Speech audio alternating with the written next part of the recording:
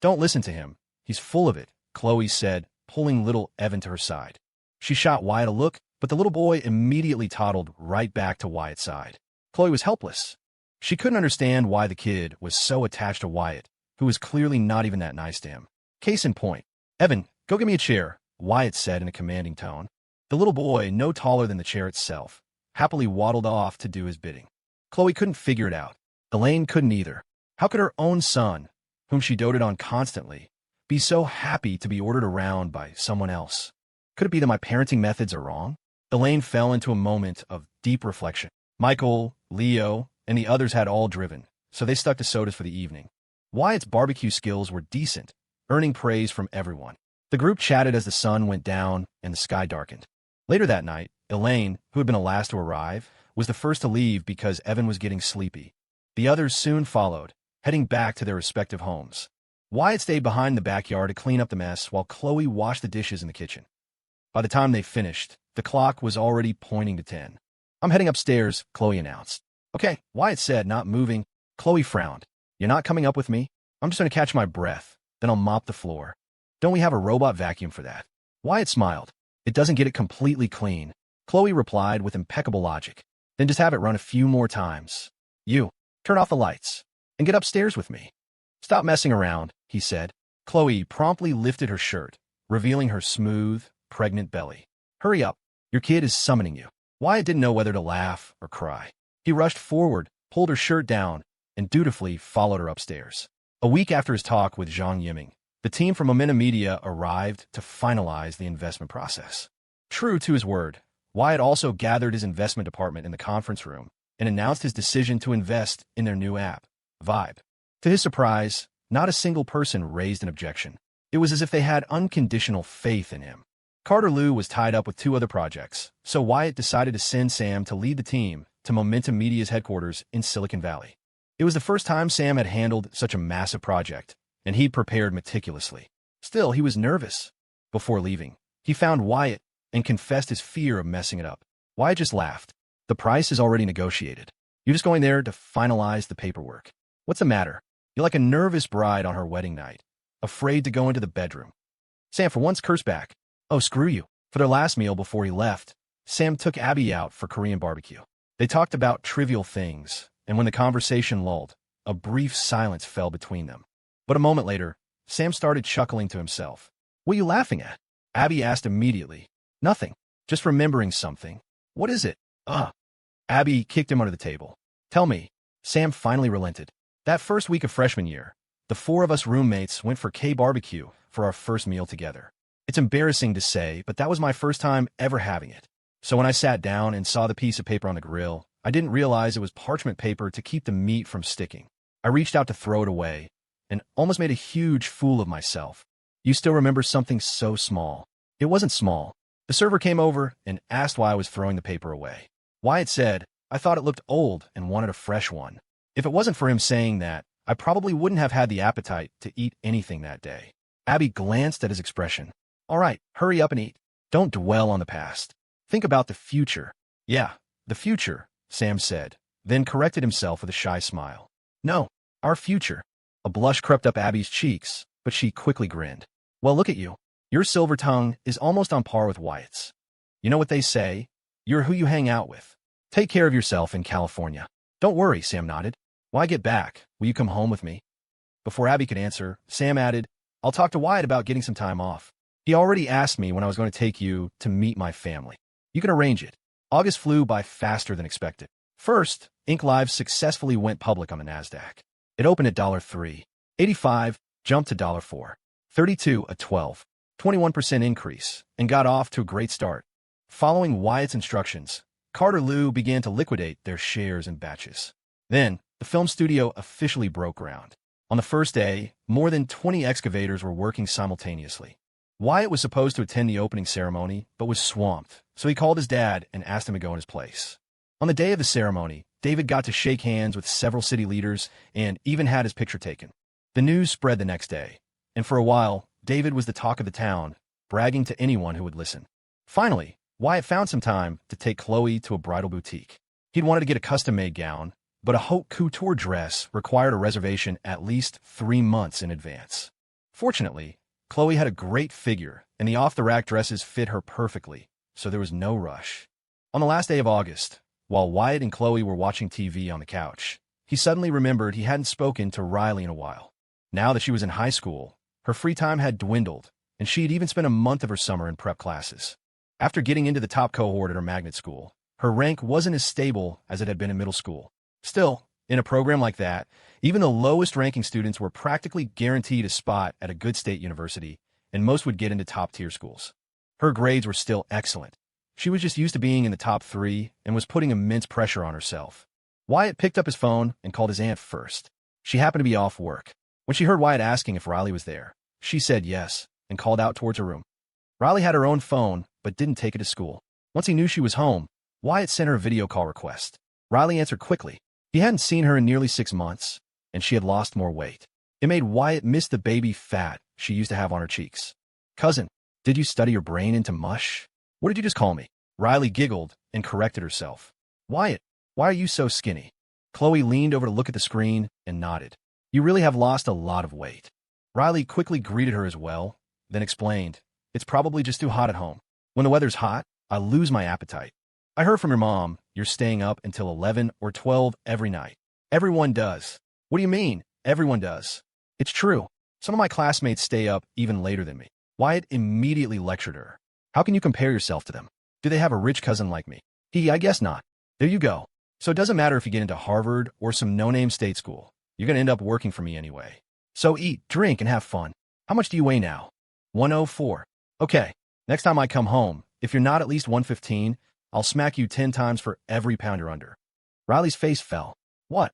Wyatt and Chloe's wedding was set for October 3rd. After discussing it with their families, they decided to hold the wedding in Riverwood. Once September started, they began preparing. First, they spent 2 days at the beginning of the month taking wedding photos, one sunny day and one rainy day, which produced some excellent results. Next came the invitations. They weren't necessary for close family and friends, but Wyatt had many business associates, and a formal invitation felt more respectful. The only problem was that Riverwood was a small city, and with the wedding falling on holiday weekend, he knew few would actually be able to make it. There was nothing he could do. According to local custom, the best way was to host a banquet in Riverwood for local friends and family, and then another in New York for everyone else. But with the Acela train ride between Riverwood and New York taking 5 hours, there just wasn't enough time. One evening, while Wyatt and Chloe were discussing when to head back to Riverwood, Vivian called. Wyatt answered and put on speaker. "Hey, lady boss. You two are getting married during the holiday weekend, but you're only having the ceremony in Riverwood?" Wyatt sighed. "We don't have a choice. It's too far." "Good thing I called you," Vivian said. "I'll let Victor talk to you." A second later, Victor's voice came through the phone. "Hey, change of plans. Have a ceremony in New York, too. My dad has a private jet he doesn't use much. We'll file the flight plan in advance. It's an hour and a half, max, from New York to your hometown." Wyatt slapped his thigh. "That's fantastic.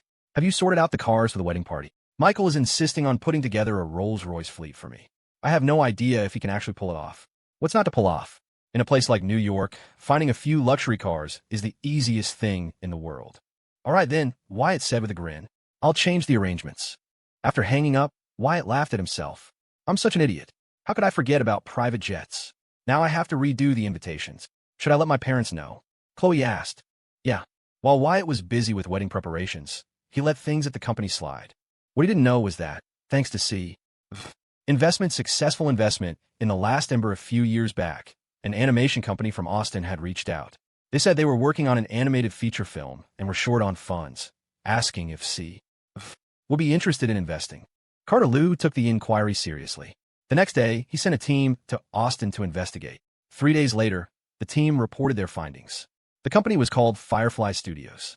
The owner had a clean track record with only one major work to his name, but it had won numerous awards.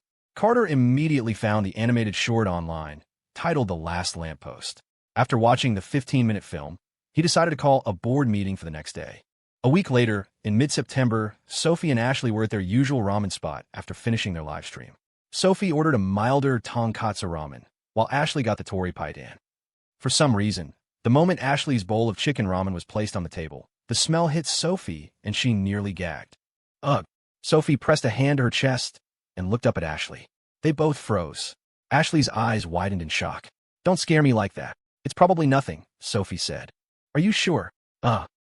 Isabel's been trying to get pregnant forever with no luck. And you, who aren't even planning on it, might be. Sophie's answer was hesitant, uncertain. She and Leo had been careless a few times recently, but it couldn't be, could it? Sophie silently ate her noodles, her mind racing. 15 minutes later, Leo pulled up to the ramen shop. As soon as the three of them were together, Ashley told him what had happened. Leo was instantly flustered at a loss for words. What are you just standing there for?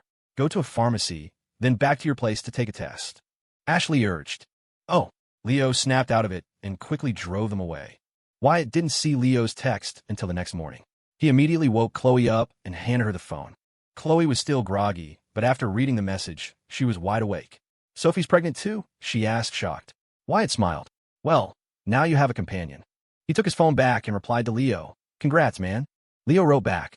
I'm still in shock. Wyatt replied. What's there to be shocked about? First, call your families and arrange a meeting. Then go get married. Now, his words were a wake-up call. The most important thing now was to make their relationship official. That way, everything would be legitimate. After replying, Wyatt slipped on his shoes and stretched. This is perfect. You and I are the same age, and our kids will be the same age. I hope they have a girl. Why?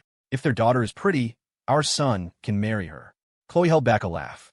What if I'm having a girl, and they have a son? Wyatt looked lost for a moment. At 23, he was already imagining his daughter's wedding day. He snapped out of it and waved his hand dismissively. We'll worry about that later. Leo followed Wyatt's advice to the letter. He immediately called both families, drove to Philadelphia to see Sophie's parents, and a day later, rushed back to Riverwood. The entire month of September was a blur of activity. Wyatt spent most of the month preparing for the wedding. On September 25th, after arranging everything in New York, he and Chloe returned to Riverwood. Charles was the one who picked them up. Seeing his daughter's slightly fuller face, he was overjoyed and didn't even give Wyatt his usual cold shoulder. He was happy the whole way home. The day after Chloe's pregnancy was confirmed, Wyatt had hidden the bathroom scale, afraid she would obsess over her weight. When Chloe looked for it, Wyatt claimed he hadn't seen it. But Chloe knew exactly what he'd done and didn't call him out on it. That's how love was. You knew my intentions, and I knew yours. Sometimes, you didn't expose things simply because you knew. You loved me. The maple leaves in the neighborhood had all turned a vibrant red. Driving down the lane felt like a scene from a romantic movie. The car stopped at the front door, and Wyatt and Chloe walked in hand. Charles followed behind, carrying a suitcase in each hand, a grin on his face like he'd won the lottery. The funds for the film studio had been deposited in Charles's bank, fulfilling his annual quotas early. For this, Charles had even received a commendation from corporate headquarters. If he hadn't been unwilling to relocate, he might have been promoted to an out-of-state position. In a way, he had Wyatt to thank. On top of that, Chloe was pregnant, and he was about to become a grandfather. Charles had been walking on air lately. To Wyatt's surprise, his parents, David and Sarah, were also there. Judging by the way Sarah and Miranda were talking, they had become quite close over the past 6 months. Dad, Mom, Wyatt said, addressing both mothers without distinction. Chloe followed suit. Sarah immediately pulled Chloe to her side, gently patting her leg while her eyes were fixed on Chloe's stomach, repeating, good. Wyatt sat down. Everything's set in New York. We'll have the reception here in the morning, then take the private jet straight to the city. It's only an hour and a half. Victor and Vivian will help with the hotel arrangements over there. Won't that be too rushed? It's fine. It's okay if we're a little late. David chimed in with a smile. That's right. We'll just listen to our son from now on. Sarah nodded and started chatting with Chloe again, asking if Wyatt was treating her well. Chloe shot Wyatt a playful look, saw him make a heart with his hands, and finally smiled. He's been very good. He wouldn't dare bully me now. That's good. Sarah remembered something and turned to Wyatt. By the way, your grandmother got sick a few days ago. The 4 drips back home weren't working, so your aunt and I brought her here. She stayed at your aunt's hospital for a few days and is better now. Your aunt is busy, so your grandmother is staying at our place. There's no room for you, so you'll be staying with your mother-in-law tonight. Wyatt grinned. I have no objections. Miranda added. The guest room has always been ready for you, Wyatt. Huh. Wyatt's face fell into a pained expression. Mom, you're still making me stay in the guest room. Sarah slapped his thigh. What's wrong with you sleeping alone? I've told you so many times, Chloe is pregnant now. Don't you get any funny ideas? Wyatt immediately swore his allegiance. Mom, what are you talking about? It's just that Chloe can't sleep well at night unless she's holding me. If this had been the past, Chloe would have immediately refuted him, saying something like, "You're full of it," or "I would never." But now, she said nothing, as if tacitly agreeing with him. In the end, Sarah didn't press the issue. Miranda also came to their defense. "Let them be. They know what they're doing. We don't need to worry about them." That evening, the family cooked a lively meal with several dishes. The conversation at the dinner table was animated, and David and Charles even had a couple of glasses of whiskey, their faces flushed and spirits high. After dark, Wyatt first drove the tipsy David and Sarah home, chatted with his grandmother for a bit, packed a few changes of clothes, and then returned to Maple Creek Estates. "Mom, Dad, I'm heading upstairs." "Okay." Wyatt ran up the stairs. Seeing Chloe already in bed, he took a quick shower. When he came out, Chloe asked, "Do you have anything to do tomorrow?" Wiping his hair with a dry towel, Wyatt replied, "In the morning, I want to check out the film studio. Since I'm back, it's such a big project, it wouldn't be right not to check in on it." Chloe quickly said, "Then take your dad car tomorrow. I'm going to pick up Sophie. Is she still at Leo's place?" "Yeah, those two have been so busy this month. First from New York to Philadelphia, then back to Riverwood. Then Leo took his parents to Philadelphia to formally propose, and then they came back to Riverwood to get their marriage license. They've decided to wait until after the baby is born to have the wedding, though." Wyatt nodded. "Yeah, they wouldn't have had time anyway. As long as they have the license, that's what matters. The wedding is just a formality. Are you going to get in bed or just stand there?" "It's still early.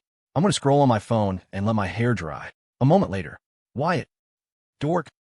Husband." Chloe went through 3 different names before Wyatt finally turned his head. "What is it?" Chloe blinked. "Come to bed." Wyatt was about to speak. Chloe kicked off the covers, lifting one of her long, slender legs high in the air. "I'll let you look at my leg," she said with a grin. "Trying to seduce me, you big flirt. You're the flirt. I have always been a perfect gentleman. Do you want me to pull up our chat history and show you how many times you've asked me to look at your leg?" Wyatt sighed and said with a straight face, "You think I really want to look at your leg? I want to see the path you've walked, the joy and sorrow you've experienced." Chloe reached out and poked the corner of his mouth, giggling. "You're such a smooth talker. I don't just talk. I'm also a great kisser." "Really?" "Of course." "Then I want a demonstration. Let me turn off the light first." "Why turn off the light? Aren't you the one who always wants the lights off?" "Well, not anymore. The way you're acting, I'm starting to doubt if you're even my Chloe anymore." "Then how should I be?" Chloe gave him a mischievous smile, then kicked out a leg and playfully scolded, "Get lost, you pervert. Don't touch me." Having been kicked, Wyatt nodded sheepishly. "Right, that's more like it. Haha, you're insane. What are you listening to?" A voice suddenly whispered in his ear, making Charles, who was hiding on the 3rd-floor landing, jump in fright. He quickly made a shushing gesture and whispered back, "What are you doing up here?" "I didn't see you, so I came up to find you. Let's go back to bed." "Charles, have you no shame? Eavesdropping on your daughter and Wyatt." Charles's face flushed red. "Keep your voice down." "I wasn't at the door. I barely heard anything." "Then what did you hear?" Tell me." Charles finally said, "Your daughter. She's acting a little strange." "Strange?" "Yeah, how is she strange? One minute she's calling him Wyatt, the next she's calling him a dork, and then she called him husband. It doesn't sound like our daughter. It's perfectly normal for a couple to be flirty." But what?" Charles was too embarrassed to say what he heard next. He shook his head. Never mind. They're married now, anyway." Miranda smiled. "Your daughter is so lucky." "How can you say that?" "What, am I wrong? Our daughter is a great catch." "I'm not saying she isn't. I'm saying Wyatt is a great catch. Honestly, even though I was against him at first, it wasn't personal. I was trying to protect our daughter. If it weren't for me, maybe he wouldn't have started a business right out of college. If it weren't for me, maybe he wouldn't have." "Hey, Miranda, why are you closing the door?" "I'm not inside yet." "Charles, you really know how to take credit for things." The area where the film studio was being built, despite being some distance from the city center, was poised for growth. Wyatt knew that in the next couple of years, Riverwood would demolish a large number of shanty towns, and the entire urban area would gradually expand in this direction. He hadn't called ahead, so no one was there to receive him when he arrived.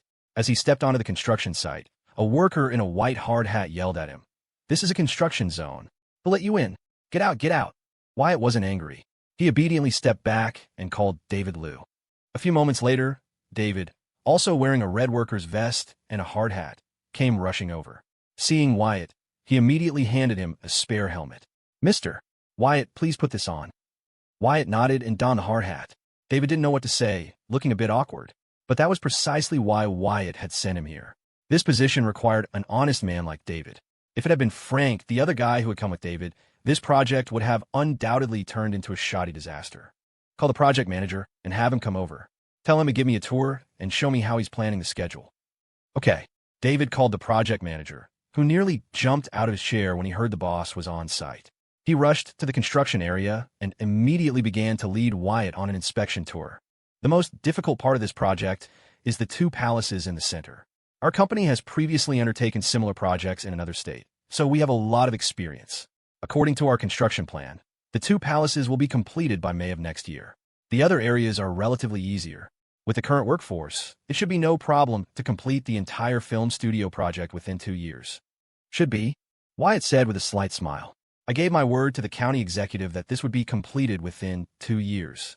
The contract specifies 22 months, and now you're telling me should be. Do you think that's appropriate? The project manager broke out in a cold sweat.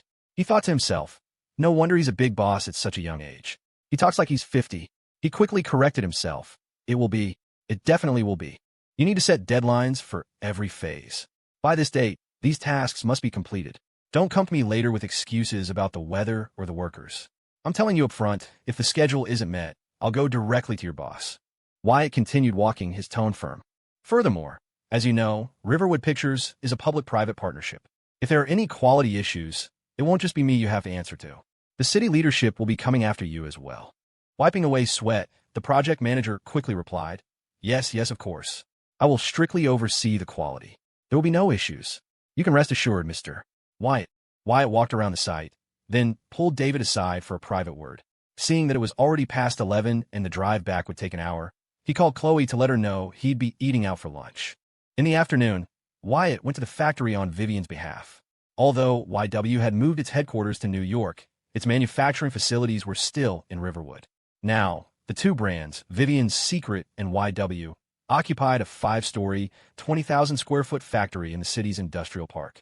As soon as Wyatt walked into the factory, he was recognized by the workers. It was no surprise.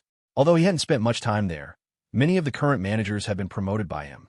The current YW factory manager, Tom, heard Wyatt had arrived and immediately called his deputy, Will. The two of them quickly came down from their offices. Mr. Wyatt, Mr.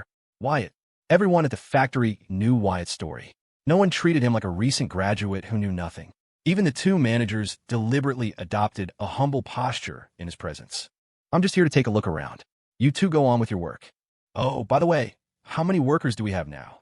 Including warehouse staff and everyone else, YW has over 600 people, and Vivian's Secret has over 400. So there are over 1,000 people in the factory complex? That's right, Wyatt nodded. The workers on the production line, what's their average monthly salary? Tom replied, it varies quite a bit. Some stay for overtime every day, while others have to take care of their kids and can only work during the day. So the high earners can make over $10,000 a month, while the lower end might be just over $4,000. In a small city like Riverwood, a monthly salary of over $10,000 was excellent. Will added, our factory has some of the best conditions in the entire industrial park. Whenever we post job openings, other factories get no applicants, while we're always flooded with them. That's a good thing. But don't think that just because there are so many people wanting to get in, you can neglect the workers inside. The most important thing in management now is empathy. You both started from the bottom. Yes, sir. Wyatt chatted with them for a few more minutes, then let them get back to their work. He went to the warehouse himself. Seeing that there was a new batch of swimsuits from a June collection, he casually picked out a few and took them back with him. Charles was at the bank today, so only Miranda, Chloe, and Sophie were at home. When Wyatt saw Sophie, he immediately asked, Didn't Leo come with you? He has relatives visiting. He's at home dealing with them. You're not with him? They're all relatives we never see, who only showed up because they heard Leo is doing well in New York. I have no interest in staying home and listening to their insincere flattery. Wyatt smiled. You're a smart one. Sophie asked, Are Leo and I still good to fly back with you on the 3rd? Is there room on the plane? There's room. Good. Wyatt walked over and placed the clothes he'd brought from the factory on the coffee table. Chloe curiously opened the bag, then quickly covered it up again. Sophie snorted. What are you hiding? I already saw. Wyatt poured himself a glass of water and grinned. It's just a few swimsuits. They were being shipped out from the warehouse, so I just grabbed a few. We can use them. Just as Wyatt was about to sit down on the sofa, his phone rang again. Who is it? Leo. Wyatt answered the call and put it on speaker. Yo, what's up? Kevin just called me. Who's Kevin? Our high school class president. What kind of memory do you have? What did he want? He said since we've all graduated from college, we should get together for a reunion during the holiday weekend. Just say I'm busy. I knew it. I told him you were busy negotiating $1 billion deal over the holiday and didn't have time. I didn't tell him you were getting married. If they showed up, it would just be a hassle. Wyatt was pleased. Haha, you handled that beautifully. We haven't been home in a while. Want to go out for a drink tonight? All right, same old place. That evening, Wyatt and Leo met up at their usual spot. They didn't go straight to eat. At Leo's suggestion, they took a walk through their old high school campus first. For Wyatt, high school felt like a distant memory. But for Leo, it was as vivid as yesterday. They both assumed they wouldn't be able to get in. Even during the holidays, there was always a guard on duty at the gate. As they approached, the guard stopped them. Just as Wyatt was about to tell Leo to forget it, the guard's eyes lit up. He pointed at Wyatt and asked, "Are you Wyatt?" Wyatt's eyes widened. When did I get so famous? He thought, even the school security guard knows me. You know me? The guard led them onto the campus. Before they had gone 50 feet, he pointed to a bulletin board. Look, isn't that you? Wyatt looked up. Sure enough, the school had written an article about him. The headline read, "The self-made millionaire from Riverwood High." Before Wyatt could even start reading the article, Leo burst out laughing beside him. "What are you laughing at, you bastard?" A model of academic excellence, with outstanding character and grades. Is it you? Wyatt lifted his foot to kick Leo, but Leo quickly dodged. The guard spoke up. "You guys can look around. Just try to be out by 9. I have to lock the main gate." "Got it. Thanks, mister." Leo sighed wistfully. Back in the day, I think only the top 3 students in the entire school got to be on this bulletin board after midterms and finals.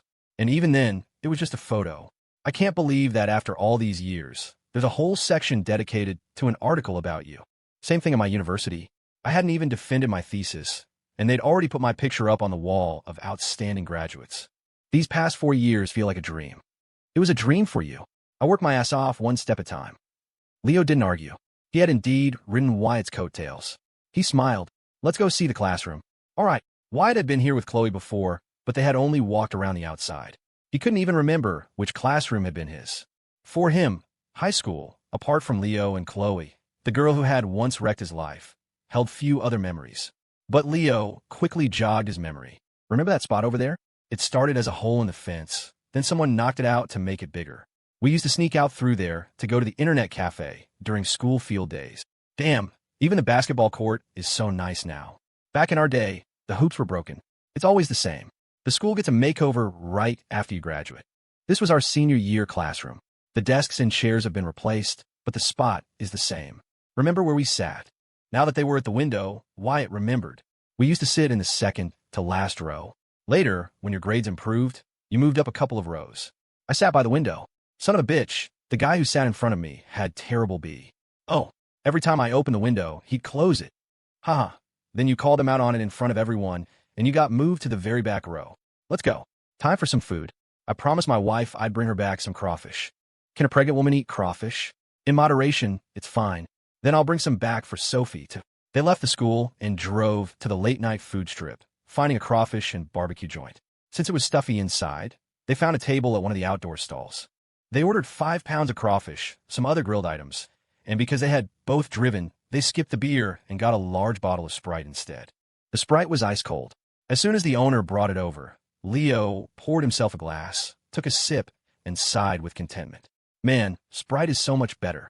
Wyatt felt a pang of nostalgia. In his past life, Leo had been a heavy drinker.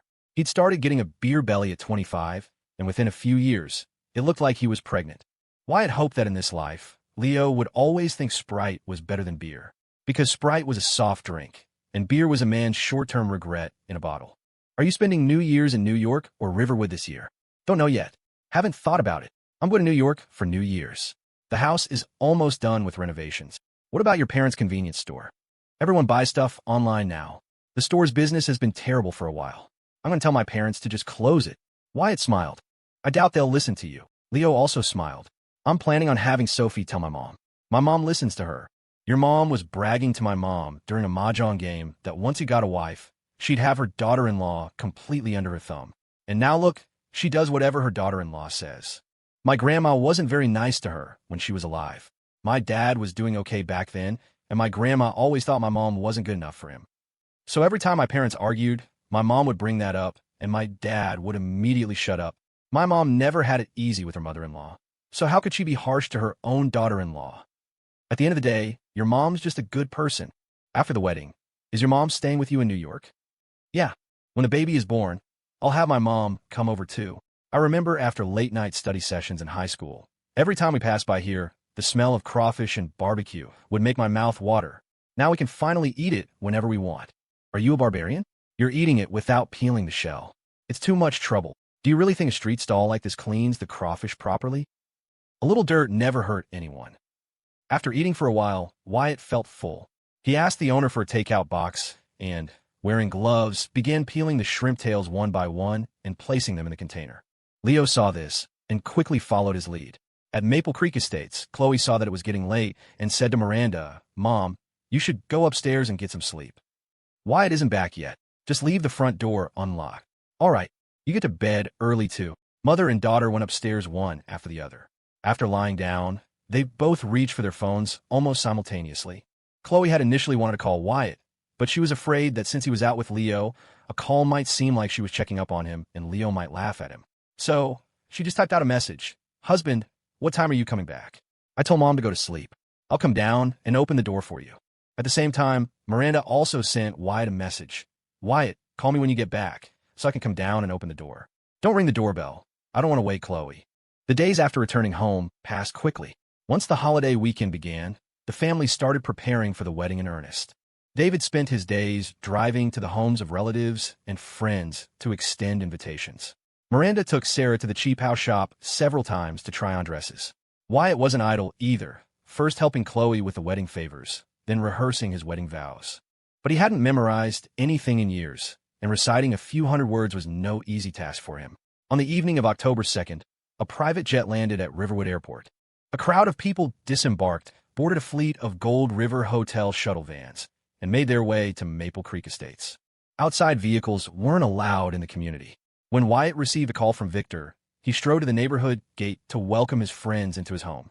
There were Chloe's roommates, Wyatt's roommates, Victor, Judy, the entire Evans family, and Elaine with little Evan. The others, since there would be another ceremony in New York tomorrow, hadn't come along. The house was suddenly bustling with activity. Wyatt first introduced everyone to his family, then ran around pouring tea and playing host. His father-in-law, Charles, sat on the side, stunned. Aside from Wyatt and Chloe's roommates, how were all the other guests so prominent? The owner of Aqueous Gems, the founder of the YW brand, the heir to Apex Capital. The most outrageous of all was the president of the Gold River Group. Charles mentally elevated his opinion of Wyatt yet again. Seeing Wyatt struggling to manage on his own, he rushed forward. "You go entertain them. Il est pour zouti." Wyatt nodded and joined his friends for a chat. That evening, with so many people at the house, Wyatt led the convoy to a restaurant for dinner. After the meal, Wyatt stood up. "I won't be seeing you all back tonight. I have to be up at 4 tomorrow morning." Victor, having been through this before, smiled knowingly. "You go on. I've got everything arranged." "All right. See you all tomorrow, then." "See you tomorrow." After they got home, Wyatt, knowing he had a mountain of things to do the next day, went to bed early. But Chloe tossed and turned, unable to fall asleep. This was the difference between men and women. Most men see a wedding as just a necessary life event, like taking an exam in school, going through boot camp before college, or getting a driver's license. But for a woman, a wedding is one of the most significant events of her life, perhaps even number one. Very few women can sleep soundly the night before their wedding. According to local custom, the bride and groom couldn't see each other the night before the wedding, so Wyatt was sleeping at his own house.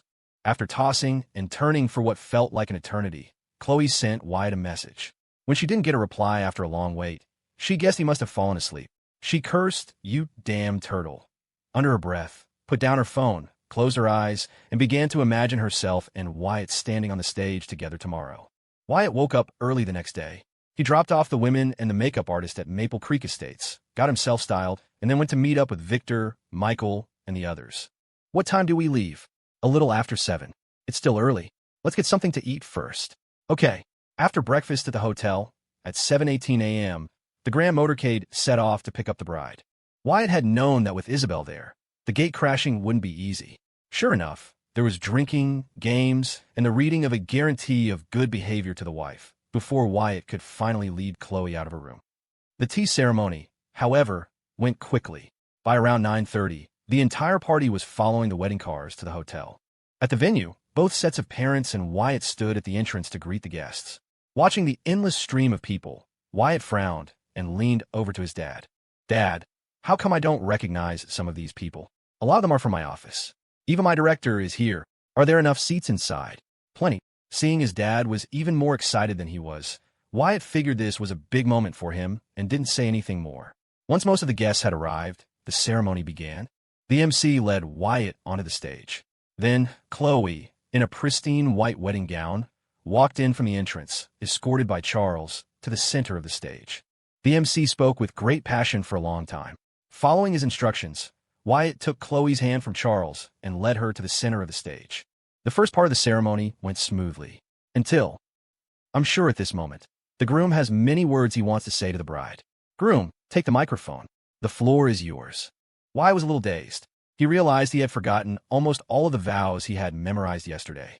Damn it, this pig brain of mine isn't working when it matters most. Wyatt saw everyone in the audience staring at him. Under a bit of pressure, his mind raced. He quickly decided to ditch the script. He turned to Chloe, his voice deep and gentle. Chloe, I love you. If I had to put an expiration date on that love, I hope it would be 10,000 years. Chloe knew instantly that Wyatt had gone off script. She secretly rolled her eyes at him, a charmingly cute expression on her face. The MC, sensing the hiccup, quickly took over the conversation. After that part, it was time for the parent speeches. Sarah and Miranda had rehearsed theirs, but Charles ended up breaking down in tears on stage. At first, Miranda pinched his back, but seeing him cry so heartbrokenly, her own eyes reddened. As for David, he stood beside them, beaming like a fool. Then came the banquet. Wyatt and Chloe ate a little, and after the toast, around 11 o'clock, the group rushed to the airport to catch the private jet to New York. As soon as they were on the plane, Leo started teasing. Wyatt, you're really something, quoting a movie line on stage. The MC gave me a script that was over 300 words long. How was I supposed to remember all that? Chloe punched him. Then why could I remember mine? Wyatt quickly tried to appease her. It just means you're amazing. What good is being amazing? You said one sentence, and it made me cut out a lot of what I was going to say, so I only said a few things too. Come on, have I not said enough sweet things to you in the past? Don't worry about these little details. You'd better not say that line in New York. Say something else. Like what? Chloe said, say that line. There's only one Chloe in the world, and I just want you to be happy. Sophie's eyes widened. Wyatt said something that cheesy. Isabel, annoyed, punched Michael. Can't you learn a thing or two? Hey, Michael cried, looking aggrieved. They're the ones getting married. Why are you dragging me into it? The New York reception was also held at the Gold River Hotel. The hotel was situated right on the banks of the Hudson River. Never mind hosting a wedding. Just staying a single night, there would cost a small fortune. But Victor never once talked to Wyatt about money. Wyatt had tried to bring it up, but Victor didn't take the bait, so Wyatt didn't press the issue. When they got off the plane, a fleet of Rolls-Royce Phantoms was waiting for them. Wyatt chuckled. With a spectacle like this, am I going to be on the news tomorrow? I'm a low-key guy. Well, they're here now. Are you going to send them back? Michael waved his hand dismissively. We're on a tight schedule. Everyone get in. Wyatt and Chloe got into the lead car. The others piled into the following cars, and the 8 Rolls-Royce Phantoms pulled out of the airport. As soon as they hit the highway, they attracted a lot of attention. The holiday weekend was peak tourist season, and many visitors from out of town marveled at the 8 Phantoms on the road, sighing to themselves, these New Yorkers are loaded. When Wyatt and Chloe arrived at the hotel, it was already filled with people. Most were from their companies, along with many business partners they'd worked with. Several university administrators were also present. This ceremony was much more streamlined. Wyatt and Chloe went on stage, stayed for less than 10 minutes, and then the banquet began. However, there were far more people to toast within in Riverwood. It was their wedding day, and it wouldn't be right not to drink. Before long, Wyatt's face was flushed. Chloe watched anxiously.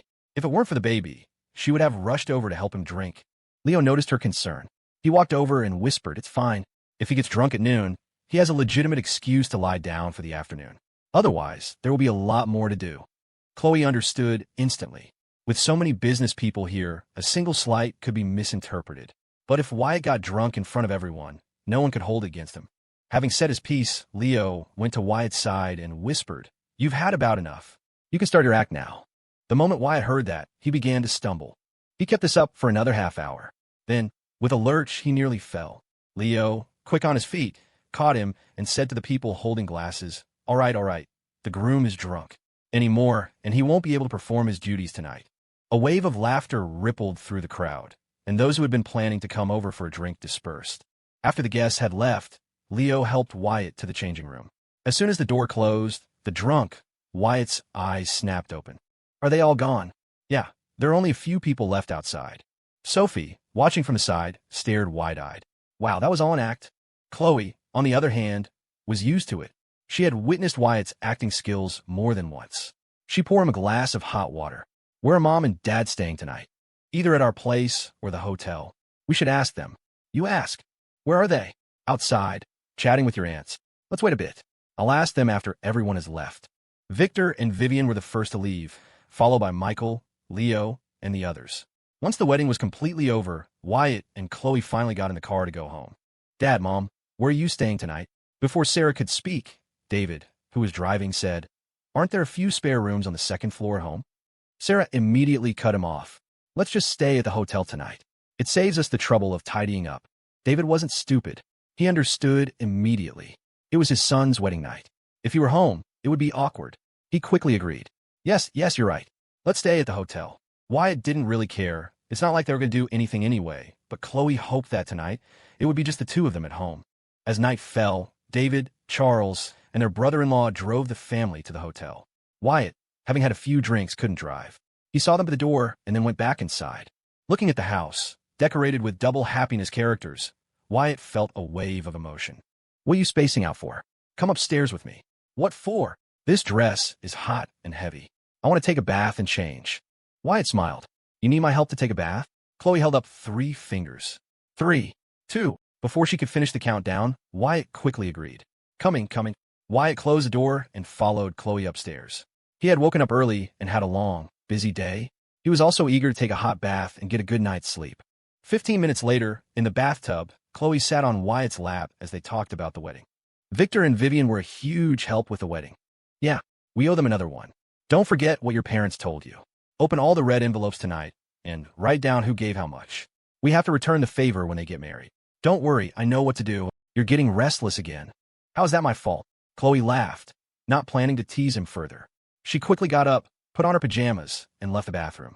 Wyatt soaked lazily for another 15 minutes until his fingers were pruny, then finally got out of the tub. Seeing Chloe taking off her earrings, Wyatt walked over, his long fingers resting on her shoulder. Let me help. His palm was warm, the heat transferring through the thin silk of her nightgown to her skin. Even though they had been intimate before, Chloe still found it a bit suggestive. But she didn't stop him, letting him gently pinch her earlobe and remove the pair of platinum earrings. Next, Wyatt picked up the hairdryer and began to blow-dry her hair. Her dark hair danced in the breeze, exuding a captivating fragrance. Did I look beautiful in my wedding dress? I've said it before, you look beautiful in anything. Don't always say that. Can't you come up with something new? Wyatt sighed with a smile, then quickly changed his tune. The moon is beautiful tonight, but not as beautiful as you. Chloe followed his gaze out the window, her voice equally gentle. Then should we do something even more romantic than looking at the moon? Wyatt, like what? Chloe, like sleeping together and then counting your heartbeats. Don't you fall asleep listening to my heartbeat every night? But I can't get enough of it. Chloe pouted, her voice turning into a whine. I couldn't sleep at all last night. Wyatt smiled softly. He put down the hairdryer, bent down, and swept Chloe up into a princess carry. He walked to the bed and gently laid her down. Chloe scooted over, making room for him. Wyatt quickly laid down beside her. The moment the light was switched off, the bedroom was plunged into darkness. Chloe, who had always been afraid of the dark, felt a profound sense of security in that moment. Good night, wifey. The corners of her lips curved upward. Good night, hubby. Life after the wedding wasn't much different than before. The only change was their names for each other at home, which shifted from their given names to more typical terms of endearment between a husband and wife. After the holiday weekend, Sarah moved in and took over all the household chores, while Miranda drove down from Philadelphia every weekend. As the days passed, Chloe's belly gradually began to swell. She slept more and ate more, and her complexion was excellent. Every prenatal checkup came back with good results. After successfully cashing out of Ink Live, the contract with Momentum Media was signed. Once Crimson Reads was integrated with the Vibe app, its user base exploded threefold, with daily active users exceeding 30 million. Crimson Shorts also blossomed, with advertising and product placement revenue bringing in a large sum every month. On November 1st, YW's first-ever flagship store opened in a high-end mall in New York. Vivian had given Wyatt a heads up, so he arrived around 9 in the morning. The flagship store was over 3,000 square feet, and the renovation alone had cost millions. The lighting was done by a specialized designer, and walking in felt like stepping into a luxury boutique. So, what do you think? Wyatt chuckled. You spent millions renovating a single store? How could it not be good? Vivian explained. It's the first store. We have to make it as good as possible. The subsequent branches definitely won't be this high-end. How many branches are you planning to open? 10 company-owned stores before the end of the year. Vivian laid out her plan. If the financials look good, we'll expand to every major city. Wyatt nodded in agreement. That's the right way to do it. Toasties, a company I invested in, now has 2,000 locations nationwide. The copycat brands that came after can't compete, simply because we expanded so quickly in the beginning. A clothing store is different from a fast food chain. It is different, Wyatt conceded, then changed the subject with a smile. But can you handle all? You have a baby at home. Who needs you? He's weaned already. My mother-in-law is taking care of him now. He's weaned already? It's only been a few months. It's been 6 months. Wyatt smiled. My mom says breast milk is better than formula.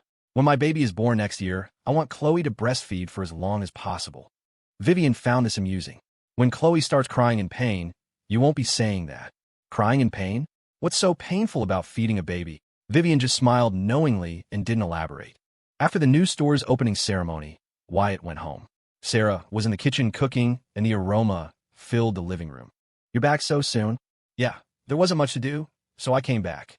Wyatt took his phone and car keys out of his pocket and lay down on the sofa. He rested his head on Chloe's lap, his ear pressed against her slightly rounded belly, listening intently. Chloe laughed. Hear anything? Yeah, don't talk. You hear my stomach growling, that's what you hear. I really hear something. Get up. Your mom will see you. What's the big deal? Before we were married, this was me being a pervert. After marriage, this is me showing affection. Don't you get it? Chloe tugged on Wyatt's ear. You and your twisted logic. You think I'm going to listen to you? Get up. Wyatt lifted Chloe's loose t-shirt and planted a kiss on her belly before finally sitting up. Lunch was served at 12 sharp. Since Sarah had moved in, mealtimes had become fixed. 8 in the morning, 12 at noon, and 6 in the evening. The schedule was only relaxed on weekend mornings, with the variation never exceeding 5 minutes. Sarah served a bowl of rice to Chloe, who then passed it to Wyatt. Wyatt took it and said to Sarah, Mom, Leo's house is done with renovations. I think his parents are coming over this weekend. I know. Helen told me. They'll probably stay in New York for a while. Sophie doesn't work in my company, and sometimes she has to work overtime until 10 at night.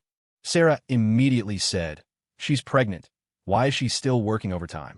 Leo wanted her to rest at home, but she didn't want to. She said she gets bored staying home alone. Anyway, she's only just gotten pregnant. I've already talked to the lady boss. Starting this month, she'll only live stream in the afternoon. Sarah nodded and said no more.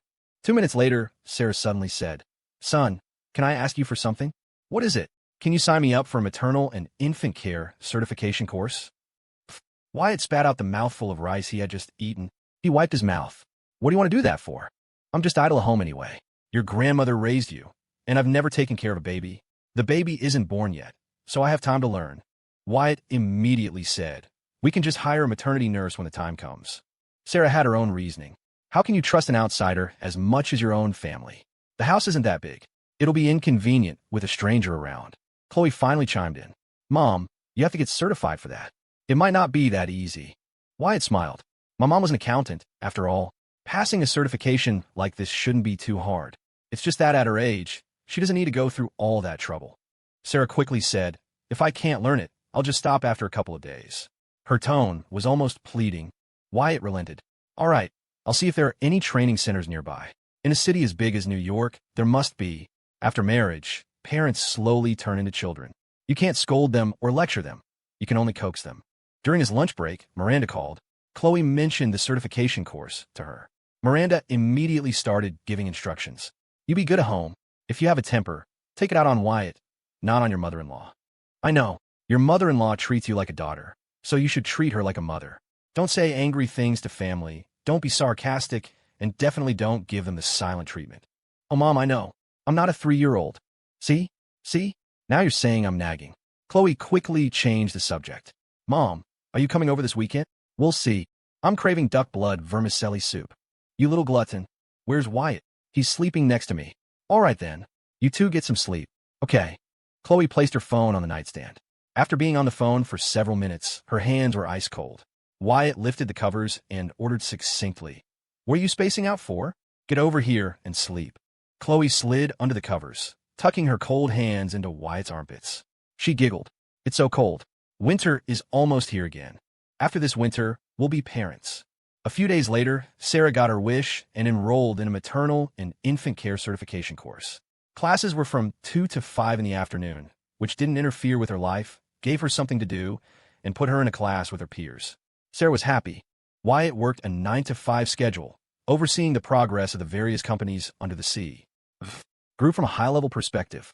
Although the average age of the group's employees was probably under 30, in New York's business circles, C. Investments was now a well-known name. The reason was simple. The company had grown at an astonishing speed. No one who wasn't in the know would believe that just 4 years ago, C. Investments had been a ragtag team of a dozen college students. Because of his growing fame, Wyatt now had to deal with media interviews in addition to his company duties. This month alone, he had been invited to speak at 2 university seminars. For Wyatt, November passed much faster than expected. But for Chloe, the month dragged on. In the mornings, she had Sarah to talk to, but when Sarah went to her class in the afternoon, Chloe was left all alone. Out of sheer boredom, she became addicted to watching short-form dramas on her phone. Even though she knew parts of the plots were completely unrealistic, for some reason, she couldn't stop. Especially during the scenes where the heroine was dumped by a scumbag, she would fast-forward through them. If the heroine later got her revenge, her mood would improve. If she didn't get to that part before Wyatt came home, she would take her frustration out on him. Wyatt was helpless, but what could he do? It was his wife, and he had to spoil her. As December rolled in, the weather turned cold. After Leo and Sophie moved into their new house, Sophie quit her job at YW. Her belly was about to get big, and she couldn't very well host a live stream with a baby bump. The day after the first big snow of the season was a Saturday. The night before, Chloe had invited her 3 roommates over for a fireside tea gathering in their group chat. Ashley said she was moving and couldn't make it, but the other 2 came over early the next morning. As the saying goes, 3 women make a drama. As soon as they were together, they all started complaining about their boyfriends. Sophie complained that Leo was unromantic. For their anniversary this year, he had gotten her flowers and chocolates again, exactly the same as last year.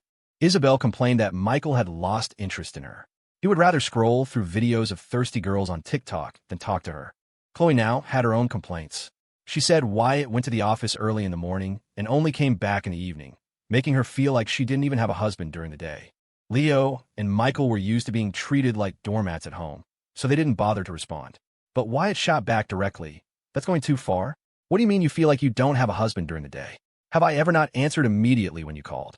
Chloe had only complained because Sophie and Isabel were doing it, and she felt like she had to join in to fit in. Hearing Wyatt's response, she was left speechless. Sophie smiled. "You should be content. If Leo could be like Wyatt, I'd be smiling in my sleep." "Hear that?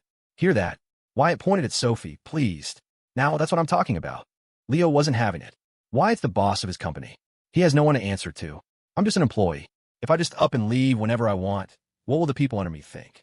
Besides, there's a ton of work at the office every day. I'm lucky I can even reply to your messages. If you want to compare me to someone, why don't you compare me to Michael?" Michael's eyes widened. "Seriously? This is how you treat your brother? I didn't even do anything to you. Hey, you 2 jerks, what are you getting involved for?" The 3 of them are the ones complaining. Isabel retorted coldly, "What? You did it, but you won't admit it." "Admit what?" "Watching thirsty girls on TikTok. That's bullshit. Do you dare take out your phone? I guarantee that if I scroll through 10 videos, at least 3 will be of thirsty girls." Michael said defensively, "How should I know Wyatt only recommends those videos to me?" Wyatt held his tongue, thinking, "You know damn well why. You know better than anyone how the algorithm works." Isabel wasn't stupid. "It recommends them because you watch them." Seeing them start to bicker, Wyatt interjected, "You know, Isabel, it's actually pretty normal for a guy to scroll through videos of women dancing. Can you guarantee that you don't get videos of handsome guys with abs on your feed?" Chloe sighed, thinking to herself, "Here we go again. I glance at them at most.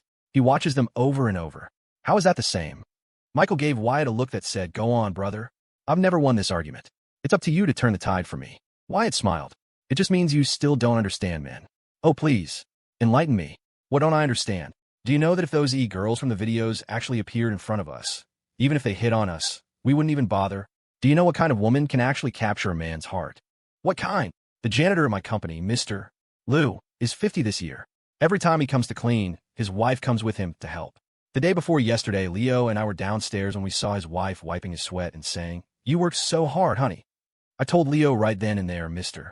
Lou really hit the jackpot marrying a woman like that. Leo, hearing this, quickly chimed in.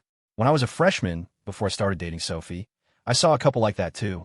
They were delivering food together.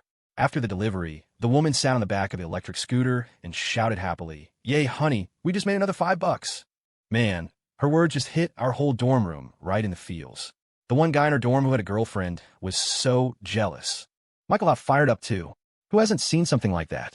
Before I went to study abroad, I was at a street food stall and saw a high school girl helping her parents run the place. She was wearing an apron and a hat. I ordered a beef stir-fry noodle, and since her parents were busy, she made it for me. Man, when she brought it over, she had the sweetest smile. I was genuinely smitten. If it wasn't for... Michael's words trailed off as he felt the killing intent. Isabel asked coldly, "If it wasn't for what?" "Nothing. Tell me. If it wasn't for the fact that I was about to leave the country, maybe that night, I would have gotten her number." Isabel pouted, but didn't say anything more. So, you see, the kind of girl who can truly move a man isn't some e-girl. It's the kind of person who, at a glance, you know is down to earth and ready for a real life. Unless you're just looking to play around. Wyatt finished, then suddenly grinned. To sum it up, e-girls can get a man's dick going, but they can't get his heart going. Ha ha ha. Leo and Michael both stared for a second, then burst out laughing. Brilliant. Truly brilliant. Among Chloe, Sophie, and Isabel, only Isabel understood the punchline of their laughter. But she didn't expose them, because that would make her seem dirty. The topic of complaints came to an end, and the three women moved on to gossiping about celebrities. Meanwhile, Leo and Michael were now curious about the progress at Deadless Robotics, since Wyatt had been spending a lot of time at their factory in October and November. Wyatt didn't keep them in suspense. If all goes well, he said happily, Deadless will have its new product launch on New Year's Day. This product is incredible. Whoa, is the group about to have another company with a $10 billion valuation? It's hard to say. It depends on the market's reaction. Michael asked, "Are you or Logan Bell giving the keynote at the launch?" Logan, of course. I don't know anything about the technical side. What would I even talk about on stage? You may not know the technical side, but when it comes to bullshitting, who's better than you? Even though the girls of Dorm 205 complained about their men when they were together, it was a completely different story at home. After Leo brought Sophie home and saw that his mom wasn't there, he called out, "Dad, where's Mom?" His father's voice came from the second bedroom. "She went to a class with Wyatt's mom." "A class? What kind of class?" Sophie chimed in. "I know. It's a maternal and infant care certification course. Chloe told me about it." Leo was baffled. He thought, Aunt Sarah at least went to college, even if it was just an associate's degree, which was worth more than a bachelor's back then. But Mom didn't even finish high school. Could she really pass the certification exam? Leo felt he needed to give his mom a heads up to tell her it was okay if she didn't pass. After all, when Sophie gave birth, her own mother would be coming to New York too. Surely 3 people could manage one baby? Sophie sat down on the sofa, rubbed her belly, and gave Leo a look. Leo went to get the snacks. When his mother was home, Sophie would sneak snacks. Now that she was gone, Sophie had no such inhibitions. Paul Sheen was just like David Sue, a laid-back dad who never meddled. Perhaps it was this kind of family environment that allowed Wyatt and Leo to grow up without any major personality flaws. Have you noticed that Wyatt and Chloe have gotten even sweeter since they got married? Haven't they always been like that? No way. Before they were married, Chloe would just say Wyatt's name when she talked about him with us. But now it's my husband this and my husband that. Leo smiled. That's normal. That's what people call each other after they get married. Hearing this, Sophie glanced at the closed door of the second bedroom and whispered, "Call me wife so I can hear it." Leo was embarrassed. "This? Hurry up." Leo whispered wife as quickly and quietly as he could. Sophie shifted, unsatisfied. "I didn't even hear you." Leo also glanced at the door, then quickly said it again. Before Sophie could respond, he said, all right, if Dad hears, I'll say 100 times tonight, okay? Oomph. The moment Isabel got home, she took off her coat. The underfloor heating made it much warmer inside. She slipped on a pair of cotton slippers and went to close the balcony curtains. Michael was confused. It's broad daylight. Why are you closing the curtains? Are you crazy? You're the one who's crazy. Isabel spoke like an officer giving an order to a soldier. I'm ovulating. If I'm not pregnant by the end of the year, you're going to a fertility clinic for a checkup. What? Don't you ovulate once a month? But it lasts for 10 days. Tonight. Michael, are you even up for it? Or do you need to use Leo's method? What does Leo have to do with it? Viagra. You little. Michael looked aggrieved. Fine. You look down on me, right? Just wait until I've had a few oysters.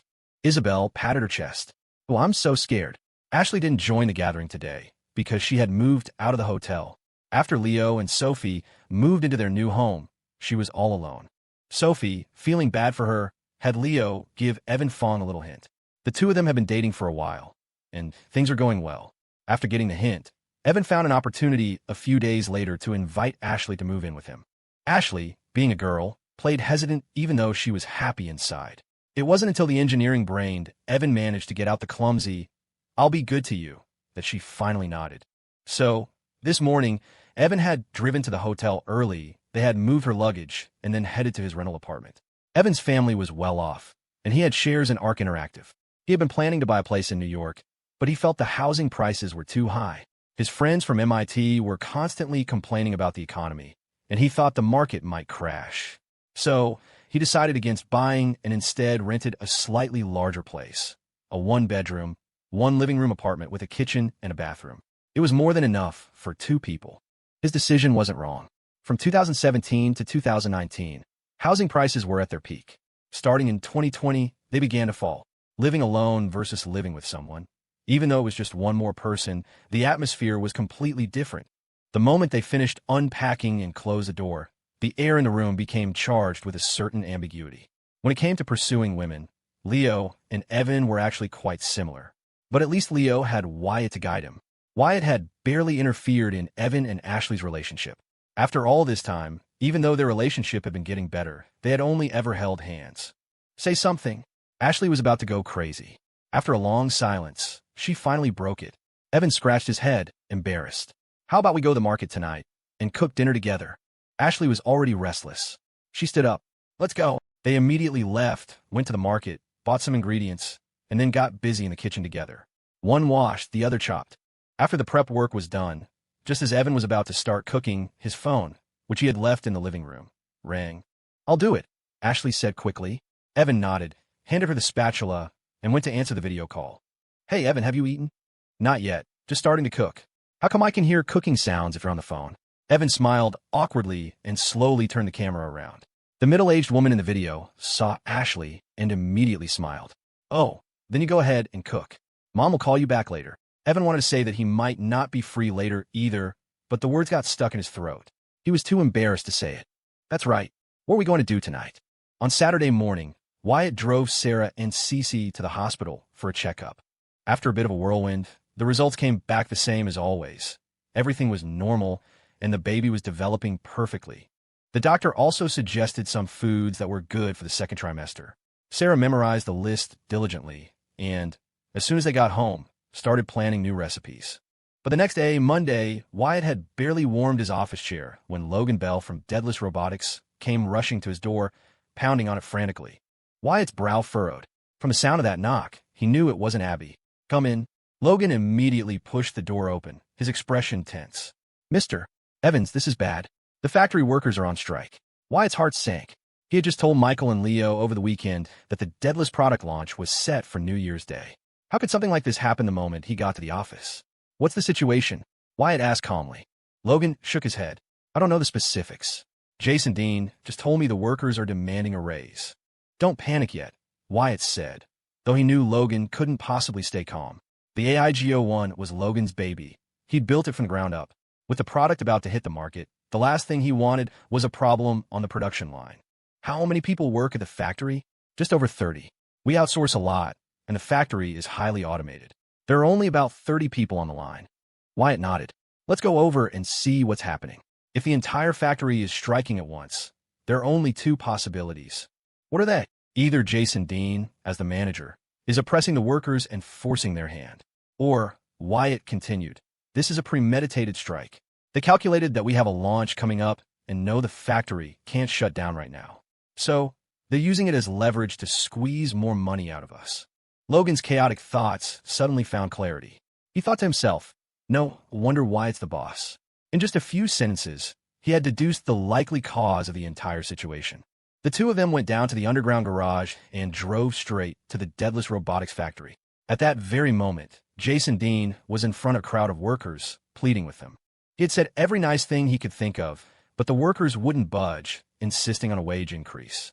Jason had been made factory manager because he was involved in the R&D of the AIGO-1, a manager naturally needed to understand the product. But he was young and no match for these veteran factory workers. Something similar had happened before, but that time was only 2 or 3 people making noise, and he had managed to quiet them down with a few perks. This time, the situation was clearly far more serious. Seeing Wyatt and Logan walk into the factory, Jason breathed a huge sigh of relief and quickly pushed through the crowd to meet them. Wyatt glanced at the workers, his expression utterly flat. The workers, of course, knew Wyatt was the ultimate boss. Even though he was only 23, his gaze was so cold it made it hard to meet his eyes. The previously noisy factory floor immediately fell silent. "Meet me in the office," Wyatt said quietly to Jason before heading upstairs. The moment the office door closed, the workers below started murmuring again. "The boss doesn't look happy. You think he's going to fire us all?" "No way," a man with glasses in the crowd immediately piped up. "The launch is on New Year's Day. If the production line stops now, they won't have time to hire new people. They can't fire us." "That's right," the man next to him echoed. "There's only a handful of us here. If they fire us, the whole factory shuts down." They said that, but the workers were on edge. A hint of worry was visible in most of their eyes. The man with the glasses seemed to sense their anxiety and started rallying them again. "Haven't you heard the saying? They can't punish all of us. As long as we stick together, there's nothing they can do." The man's name was Lee Duncan, and he was the main organizer of the strike. The man who had just backed him up was Pat Turner. As one of the first to join, he was tasked with persuading others. Since his wife also worked at the factory, the couple had connections with both the male and female employees. In the office, Jason Dean looked miserable. Wyatt didn't blame him.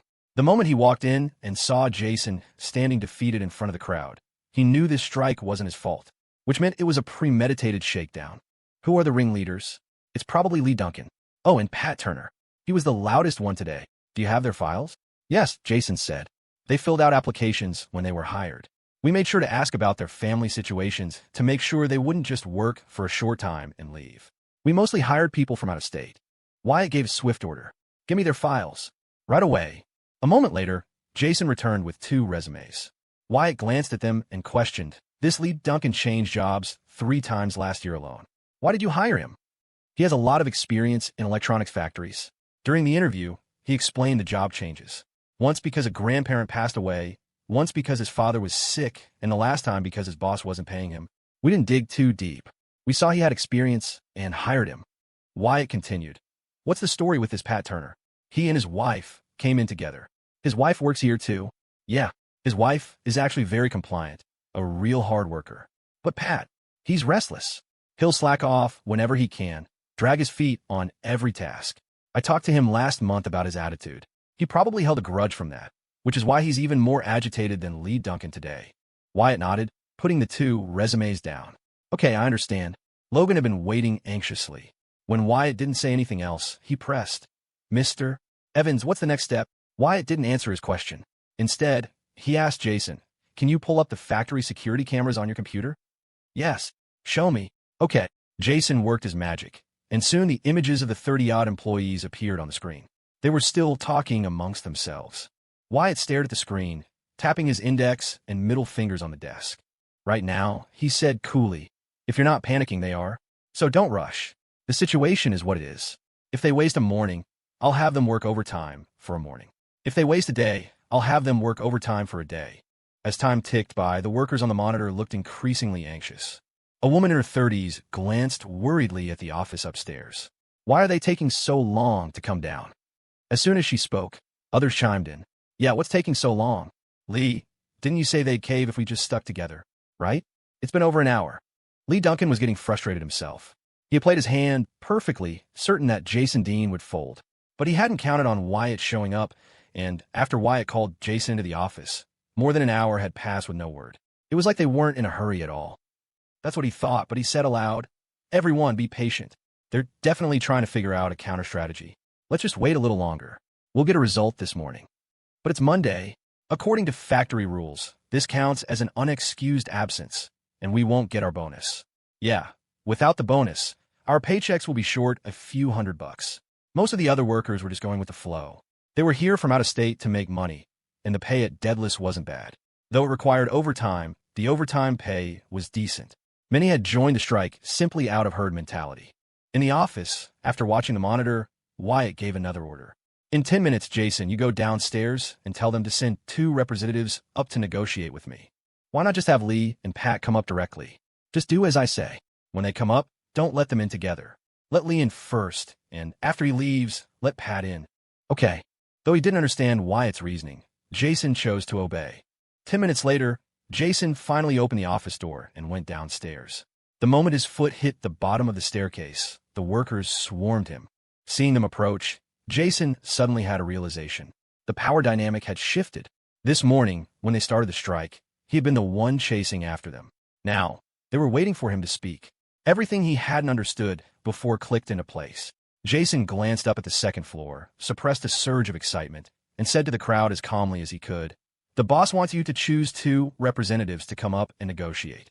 Hearing this, Lee Duncan let out a long sigh of relief. It finally caved, he thought. It's time to talk terms. The crowd buzzed, and soon 2 representatives were pushed forward. They were, predictably, the leaders of the strike, Lee Duncan and Pat Turner. Seeing they had made their choice, Jason said, "Follow me," and turned to walk back upstairs. Lee and Pat exchanged a look and followed him. At the office door, they were about to enter together when Jason stopped them. One at a time. When the first one comes out, the next can go in. Manager, why? The boss's orders. Lee couldn't guess what Wyatt was thinking. He and Pat exchanged a glance, and Lee quickly stepped into the office first. After he entered, Jason followed and closed the door behind them. When Lee Duncan walked into the office and saw the look on Wyatt's face, the smile vanished from his own. The atmosphere was terrifyingly oppressive. Wyatt didn't speak. Lee didn't know whether to sit or stand. But remembering he had 30 workers backing him, he finally walked over and sat in the chair in front of the desk. Logan, watching from the side, was suddenly reminded of a police interrogation scene from a TV show, one man sitting behind the desk, the other in front of it. "You're Lee Duncan?" Wyatt's voice was placid, betraying no emotion. "I am. Good." Wyatt nodded and continued.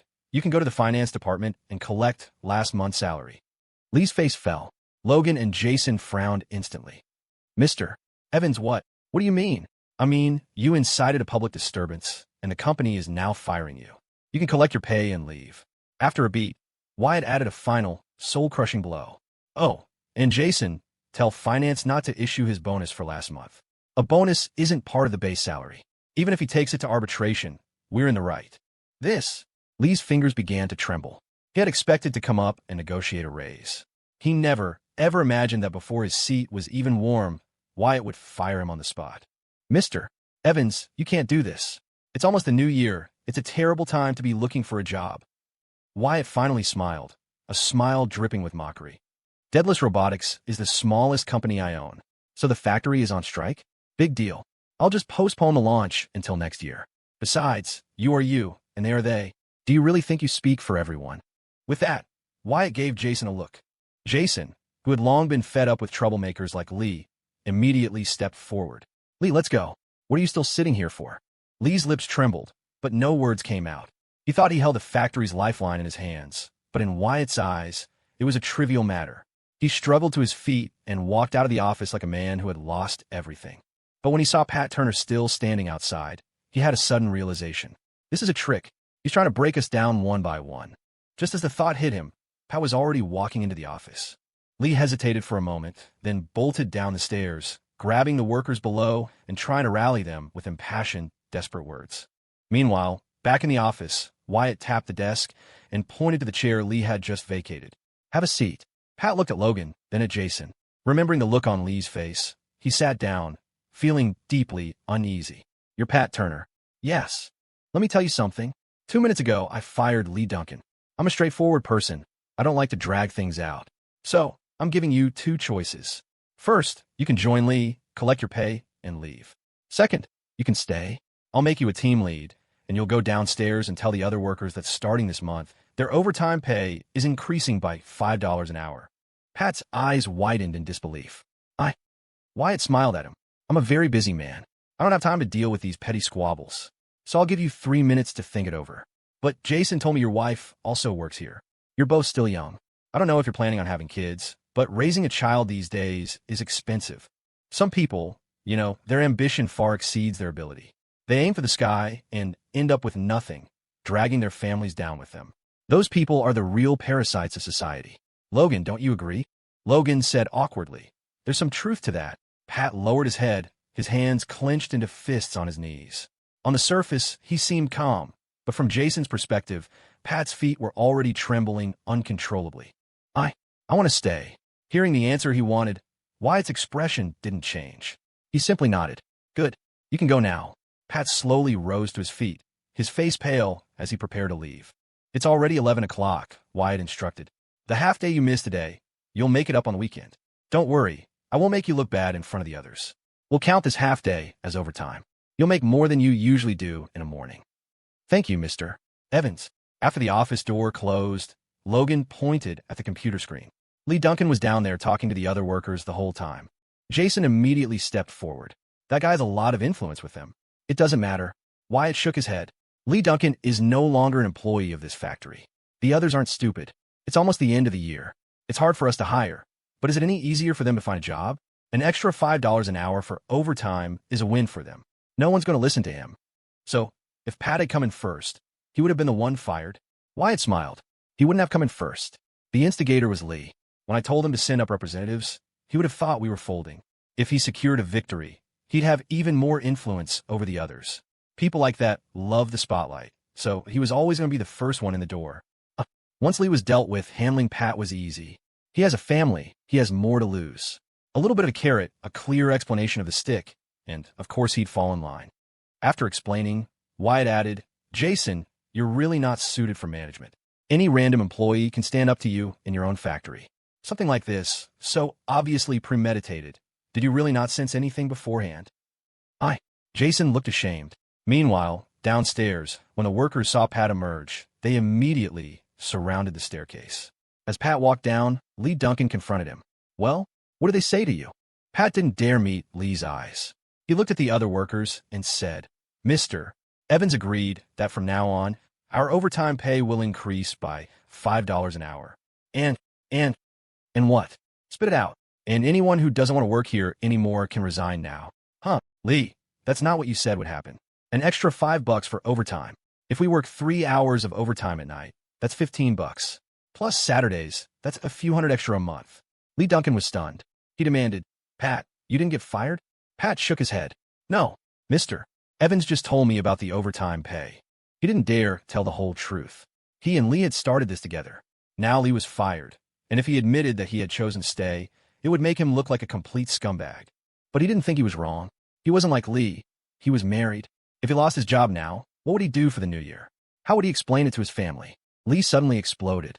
What? He grabbed Pat by the collar. We were supposed to be in this together. Why do you get to stay while I get fired? We were supposed to stick together. Pat was speechless. His wife saw the commotion and rushed over to pull them apart. Other co-workers also stepped in to separate the two men. Just then, the door to the second-floor office opened. Wyatt stepped out and stood by the railing, looking down at the crowd. He raised his voice. You've already wasted the morning. If you come in on Saturday morning to make up the time, it won't be counted as an unexcused absence, and you'll be paid the overtime rate. If there's nothing else, go get lunch. Work resumes as usual this afternoon. The workers looked at each other, and then, one by one, they dispersed.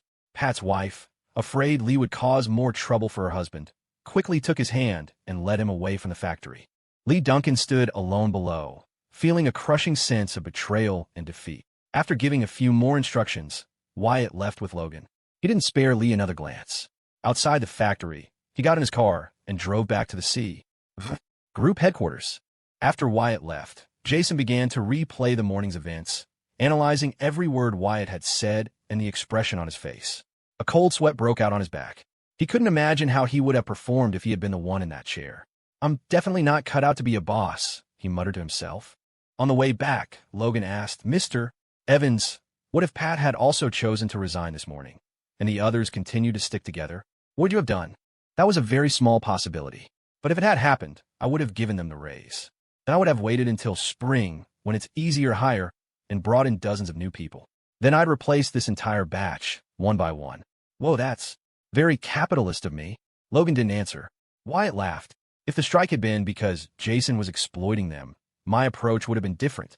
But since our wages and benefits aren't lower than our competitors, in fact, they're a bit better, their little mob action isn't our fault. And if it's not our fault, then we don't need to consider sentimentality. Logan nodded. To be honest, Wyatt continued, a boss like me, who first analyzes who's right and wrong before considering the bottom line, is rare. You think any other small-time boss would have handled this with anything but cold-blooded efficiency. I believe you. It's already December. The launch isn't far off. You'd better memorize your presentation. I'll have all the media I can muster there to support you. The AIGO1 means more to you than it does to me. So give it your best shot that day. I'll do my best. When they got back to the company, Wyatt saw it was almost lunchtime and went to the second-floor cafeteria. Not long after he sat down, Jessica Evans sat down across from him with her tray. Wyatt looked up at her and asked, "What's up?" Jessica was concise. The company is already investing in overseas businesses. Shouldn't we be considering opening branch offices in other cities? Just say what you want to say. If we open a branch office, I want to be the one to run it. Wyatt chuckled. Seeing him laugh, Jessica immediately said, "What are you laughing at? In all my time here in the finance department, have I ever made a mistake?" "No, that's not what I meant. It's still too early. Give it another year or two. When the time comes, if I open branches in both D, C, and, say, London simultaneously, would you rather go to D, C, or London?" Jessica replied, "I'm not picky. I'll go wherever the money is." How can a woman love money even more than I do? Jessica ignored that. She simply said, "Then it's a deal," stood up, and moved to another table with her tray. After the lunch break, Wyatt sent a message to Jason Dean, asking about the situation at the factory. Jason quickly replied that everything was back to normal, the workers had returned, and things were much quieter now that Lee Duncan was gone. Jason then asked, "Mr. Evans, we have to rush production, so we're working overtime every day. Should I buy them coffee or milk tea in the afternoons for the next few days?" Wyatt immediately shot back. "If it's not a special occasion, and you buy them coffee for a few days and then suddenly stop, do you think they'll be grateful or resentful? Remember this, don't test human nature. In a factory, all you need to do is be clear with rewards and punishments. Never expect them to be on your side." Jason quickly abandoned the idea. "Okay, I understand." The Deadless Robotics factory returned to its normal state. With an extra $5 an hour for overtime, the workers were now volunteering to stay late. An extra $5 an hour meant $10 for 2 hours. For many, $10 might just be the cost of a cup of milk tea, but for someone supporting a family, it could cover a whole day's expenses. For a while after that, nothing else major happened at the company. However, Vibe, a company they had invested in, seemed to blow a hole right through the American market after 2 rapid rounds of financing, becoming a sensational short video app. As downloads and user registrations skyrocketed, the company's valuation soared. The growth rate was so astonishing that even the experienced Carter Liu was left speechless. But he didn't know that for Vibe, this was just the beginning. In mid-December, Sarah successfully completed her training course and got her infant care specialist certificate. Even Wyatt was surprised she had gotten certified so quickly. When Wyatt saw the certificate, he immediately wrapped his arm around his mother and grinned. "Sarah, you're amazing. No wonder I'm so smart. I got it all from you." Sarah snatched the certificate back, gave her son a look, and said without a trace of humility, "Of course. All your good qualities are from me. Your flaws are all from your father." Wyatt laughed heartily, and Cece couldn't help but chuckle beside them. Sarah quickly continued, "But I'm going back there tomorrow. I signed up for a nutritionist course." "Huh?" Wyatt frowned. "Mom, it's getting colder. Don't push yourself. The money's already paid. I've already asked. It usually takes 2 to 3 months to get certified. There are 4 exam opportunities a year: March, June, September, and December. If I start now, I can take the test in March. Anyway, Cece's due date isn't until late April." "Mom," Wyatt said, exasperated, "it's just having a baby. Do you really need to go to all this trouble?" Sarah smacked him on the back of the head. "The 2-child policy has been in effect for a while. You're not just going to give me one, are you?" On the surface, she was scolding Wyatt, but the message was also for Cece. Sarah had already talked it over with Miranda. Wyatt and Cece should have at least 2 children, and the more, the better. It wasn't like they couldn't afford it. If they only had one, then 4 grandparents would be doting on a single child. The older generation all wanted a house full of grandchildren. Wyatt grinned slyly and turned to Cece.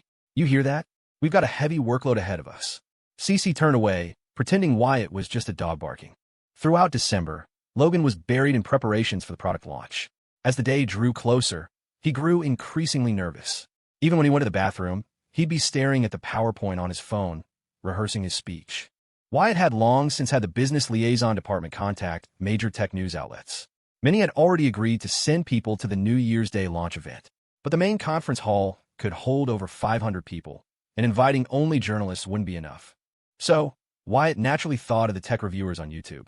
He had collaborated with YouTubers before during the YW Pool Party event, and the results had been excellent. With this idea in mind, Wyatt quickly put it into action.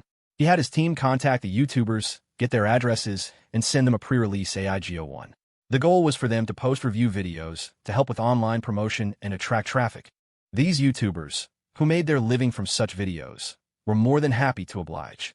Many started testing the product's functions the moment it arrived. As a result, at the end of December, nearly every tech YouTuber with over 500,000 subscribers released their AIGO1 review video on the same day, with appropriately sensational titles. AIGO1, a tech product that will define an era. You'll never believe this product was made by an American startup. AIGO1 Full Function Test. American tech reaches a new peak. Shocking. In the blink of an eye, it was New Year's Day. At 6 in the evening, media reporters, tech YouTubers, and some regular viewers who had one invitation through the comment section flocked to the group headquarters. Guided by the administrative staff, they took their seats in the massive top-floor conference hall, or as it was more accurately called, the multimedia auditorium. In his office, Wyatt saw Logan was still cramming his notes. He walked over and patted him on the shoulder. Don't overthink it. You led the team that built this thing.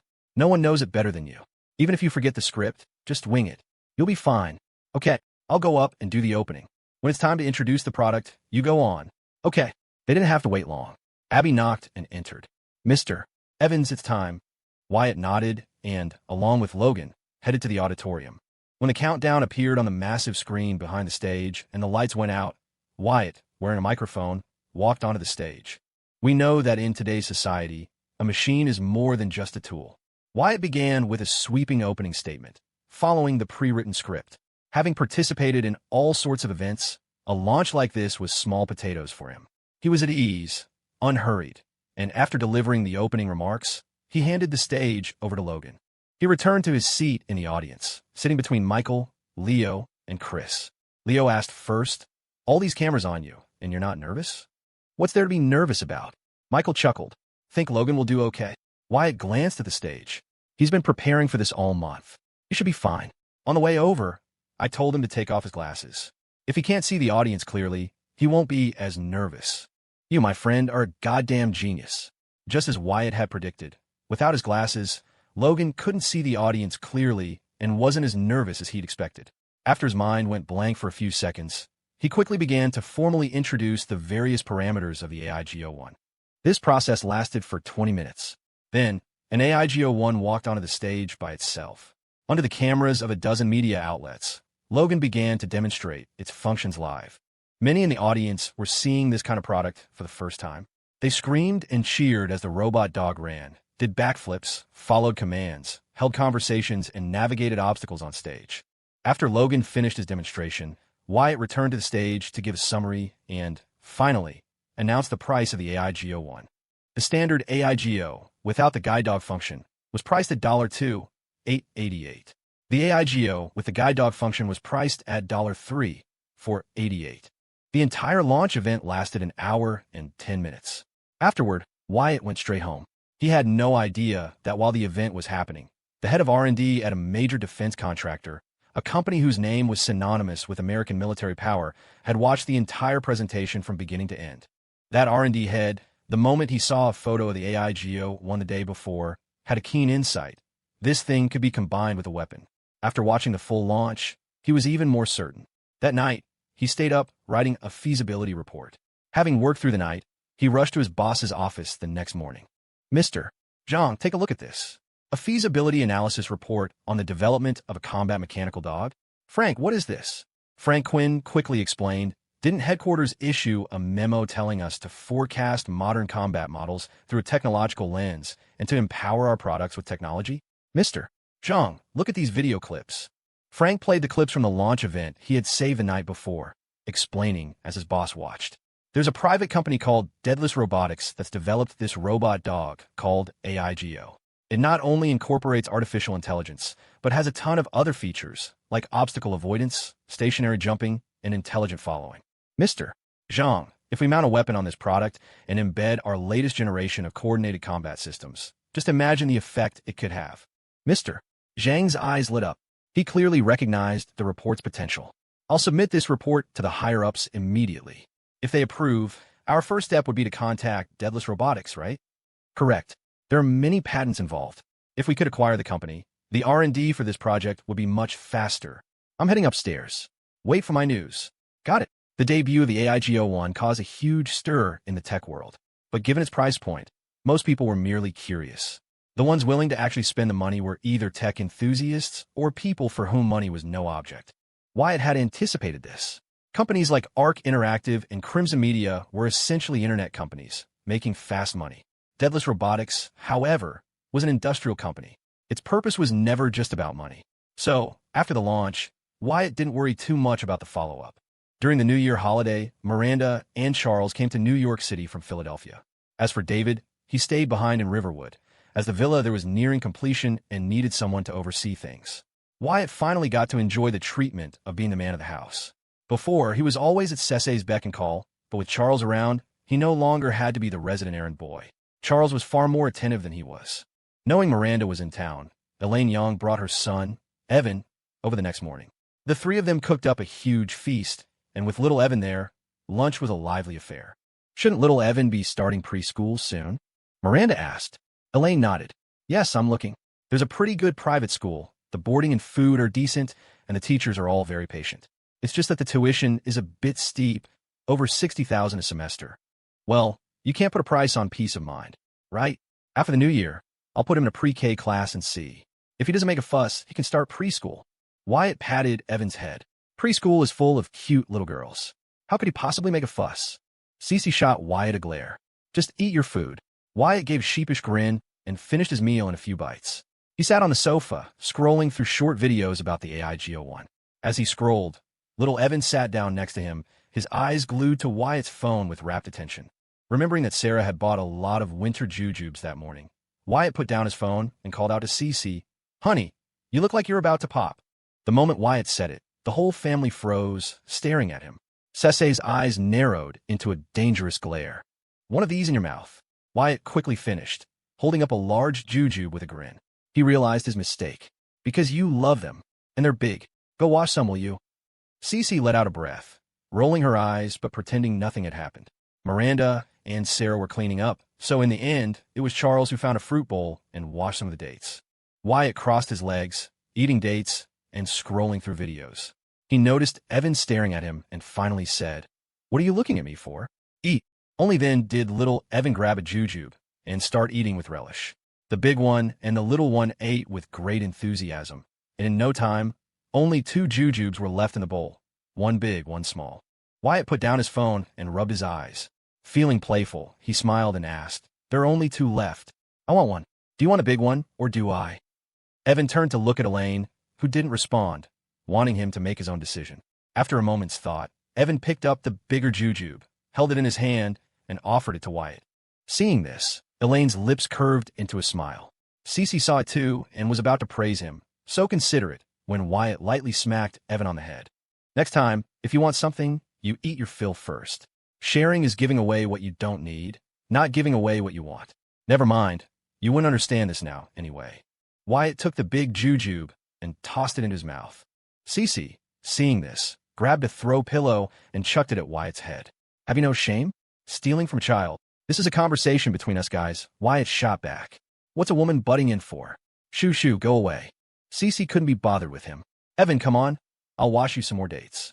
Little Evan grabbed the last small jujube, popped it in his mouth, and patted his round little belly as if to say, "I'm full, no thanks." After hearing what Wyatt said, Elaine fell into deep thought. She wondered whose educational philosophy was better, hers or Wyatt's. Her approach would likely produce a proper and well-behaved child. Wyatt's approach would likely produce a child who was mischievous from a young age. But was being well-behaved always a good thing? Obviously not. Elaine herself had come from a rural background and had worked her way up to become a top fashion designer. She had met countless people, and the more proper and honest they were, the more easily they were bullied in today's society. That included herself. When she was an intern right out of college, she not only had to do her own work, but also run errands for the office veterans. Looking back, she realized she never needed to do any of that. So, from Elaine's perspective, she thought Wyatt's educational philosophy might actually be better, because her method would raise a sheep, while Wyatt's would raise a wolf. Sheep eat grass. Wolves eat sheep. No matter how society developed, the essence of the world was survival of the fittest. The wedding of Michael Zhao and Isabel Zhang was set for the 4th day of the Lunar New Year. With only a month to go, the two were already deep in preparations. For the Zhao family, Michael carried the great responsibility of continuing the family line, so his wedding was naturally going to be a grand affair. But where there was joy, there was also sorrow. Hearing that even Michael was getting married, Julia Zheng started pressuring Judy Yu to get married every chance she got. Her go-to line was, "Michael is a year younger than you, and he's already getting married. You're almost 30. If you don't get married in the next 2 years, who's going to want you?" At first, Judy argued back, saying plenty of people don't get married, and besides, her mother already had a grandson. So why was she still being pushed? But the more she pushed back, the more her mother pressed.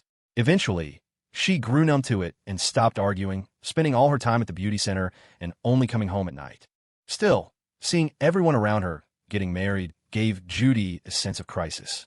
She had met a few guys since returning to the country, but without exception, they all lost contact after a few dates. It wasn't entirely Judy's fault. She had grown up with friends from the same social class, and with a nearly perfect older brother like Victor, her standards were naturally high. She spent the day moping at the beauty center. Seeing it was getting dark outside, she got up, put on her down jacket, and prepared to go home. But just then, her phone rang. It was Victor. He said he had something to take care of at the company and would be home late, asking her to pick up Vivian from YW. Judy obediently agreed and drove straight to YW. After opening its first flagship store, the company's business had expanded, and so had its staff. But it was still the same as before, a sea of women. Judy walked to the office door, knocked twice, and pushed it open. "Sis, when are you planning on getting off work?" Vivian looked up at Judy and smiled. "It might be a little while longer. Give me another half hour." "No problem," Judy said. "I can wait 2 hours. Better than going home to listen to my mom's nagging." Vivian continued processing documents as she replied. "You could try dating someone suitable if you find one. You're not getting any younger. What's suitable? My dad's business partner's sons are one disappointment after another. I'd rather die than marry someone like that. Honestly, it's better to get married earlier if you can. The sooner you marry, the longer your life together will be. Look at your brother and me. We didn't get married until our 30s. By the time Henry turns 18, we'll be in our 50s. Look at Wyatt and Cece getting married and having a baby right out of college. By the time they're my age, their kid will be almost 18. Judy pouted. How many people can be like them, getting married and having kids right after graduation? That whole group of theirs got started early. Michael and Isabel, Leo, and Sophie. I heard Ashley is already living with her boyfriend. Vivian paused, then put down her mouse. It seems like Wyatt was the matchmaker for all of them.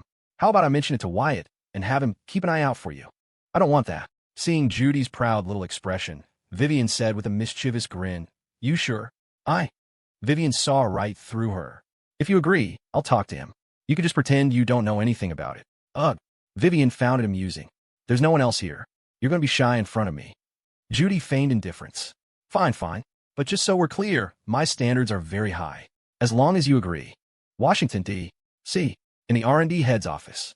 Frank, I want you to immediately contact the people at Deadless Robotics, assemble a team, and head to New York City for an in-depth evaluation of the company. If there are no issues, the corporation will likely consider an acquisition. A decision already? That was fast. Technology is a major focus this year. Your proposal has attracted a lot of attention. I need you to get this done as soon as possible. Okay, I'll gather the team for a meeting right away. After getting the feedback, Frank Quinn immediately called his subordinates into the R&D lab. The age range in the department was quite wide. The oldest was over 50, while the youngest was just 24, a master's graduate recruited directly from MIT. But the core of the team was young. With technology advancing so rapidly, millennials were the backbone of R&D, and Gen Z was slowly stepping onto the stage. So, we need to form a team to go to New York. On one hand, we need to conduct a comprehensive assessment of Deadless Robotics. On the other, we may need to hold preliminary discussions with them regarding an acquisition. Any volunteers? Frank asked, scanning the faces of his team. A young man quickly raised his hand. Frank, I'm from New York, so I'm familiar with the area. I can go. All right, Vincent fan, you're on the team. Frank, my degree at MIT was in intelligent equipment and systems. I watched the AIGO launch. I like to go too. Okay, Leo Rossi, you're in. Seeing no one else raise their hand, Frank said, since there are no more volunteers, I'll appoint the rest. Sean, Wayne, Chris. We'll meet downstairs at 8 tomorrow morning, then head to the airport. Understood. Understood. That afternoon, Logan received a call from D.C. and ran to the top floor of the office building at lightning speed. This time, he didn't even knock, just burst straight into the office. Wyatt looked up. What's wrong? Trouble at the factory again? Logan quickly shook his head. No, not that. I just got a call from Aegis Dynamics. They want to come to our company for an inspection. Wyatt's brow furrowed. Aegis Dynamics? They're one of the top 10 defense contractors. Wyatt was stunned for a moment. Then a knowing smile spread across his face. What did you say? Of course I agreed. Good. They're arriving tomorrow afternoon. Logan rubbed his hands together. I don't think I can handle this alone. Wyatt nodded. When they arrive, let me know. I'll host them. Tell your people to be on their best behavior. We'll cooperate fully. Okay, I'll head down then. Stay calm. Don't get flustered over every little thing. This is a little thing? Logan thought, but he nodded anyway, let out a long breath, and left the office. Wyatt leaned back in his ergonomic chair, hands clasped behind his head, and murmured to himself, looks like Deadless Robotics is about to leave the sea. Group nest. Around 2 o'clock the next afternoon, Wyatt, along with Logan and a few department heads from Deadless Robotics, went downstairs to wait. A few minutes later, 2 cars pulled up smoothly and stopped at the main entrance of the office building. A young man quickly got out of the front passenger seat of the first car and opened the back door. A middle-aged man, about 45 years old, stepped out. This was Frank Quinn, the head of R&D at Aegis Dynamics. The young man who opened the door for him was Leo Rossi, who had graduated from MIT's mechanical engineering program a couple of years ago. From the car behind, Sean, Vincent Fan, Wayne, and Chris also got out. Wyatt strode forward, walking directly up to Frank Quinn and extending his right hand with a smile. Hello, I'm Wyatt Evans, chairman of the C Group. Frank had seen Wyatt at the launch event. He quickly shook his hand. Hello, Frank Quinn, head of R&D at Aegis Dynamics. He then introduced the people with him. This is Leo Rossi, Vincent Fan, Sean, Wayne, and Chris. Wyatt briefly introduced Logan and the others, then said officially, on behalf of the C Group, I welcome you all here for your visit and inspection. Shall we continue inside? Please. Frank nodded with a smile. Seeing Wyatt, so young yet so poised and proper, he couldn't help but sigh inwardly. The new generation is truly impressive. The group first went to the Deadless Robotics office area. Wyatt didn't understand the technology, so he had Logan lead them on a tour of the various departments. In the mid-afternoon, the 2 groups gathered in a conference room and delved into technical details. Logan's team was mostly comprised of engineers from Carnegie Mellon, while Frank's team was mainly from MIT. When the 2 groups of engineers got together, it was like a reunion of long-lost brothers chatting endlessly. Wyatt couldn't get a word in edgewise. Once the technical discussions were more or less finished, Frank suggested a visit to the factory. Logan immediately turned to Wyatt, who nodded. All right, Logan, you take them. I have some other things to attend to. Hearing this, Frank quickly said, I was wondering if Mr. Evans might have time for dinner tonight. Wyatt smiled. Of course. It would be my honor to host our distinguished guests. We'll see you tonight then. See you tonight. Michael and Leo also knew about the visit. The moment Logan's group left, they came to find Wyatt, asking about the purpose of Frank Quinn's visit. Wyatt smiled. They're probably interested in the newly released AIGO. Why would a defense contractor be interested in AIGO? Use your brain, you idiot, Wyatt said dismissively. Police dogs can participate in search and rescue. Why can't a robot dog be used on the battlefield? Leo's eyes widened, and he sucked in a breath. Wait, are they here to partner with us? Damn, I never thought we'd be working with a company that has dynamics in its name. I don't think it's a partnership. We don't have the right qualifications for that. Then what are they here for? Michael interjected. Could it be an acquisition? Wyatt nodded. That's the most likely possibility. Whoa, that's not going to be an easy negotiation. Too low a price, and you lose money. Refuse outright, or ask for too much, and you might piss them off. That's my problem. Michael shrugged. No one wants to get involved in something like that. By the way, Crimson is having a lot of piracy issues right now. Should we set up a dedicated legal department to handle it? You're the one in charge. Why are you asking me? I don't have time to be at the office every day anymore. That lunatic Isabel made me try on wedding tuxedos for 5 days straight. And we still have to go take wedding photos. I told her we could just find a nice scenic spot nearby and take a few pictures, but she refuses. She insists on going to the beach. Damn it, you can't reason with women. And to top it off, she's amazing at sweet-talking my mom. Every time we argue, my mom sides with her. I feel like I was adopted. Crap.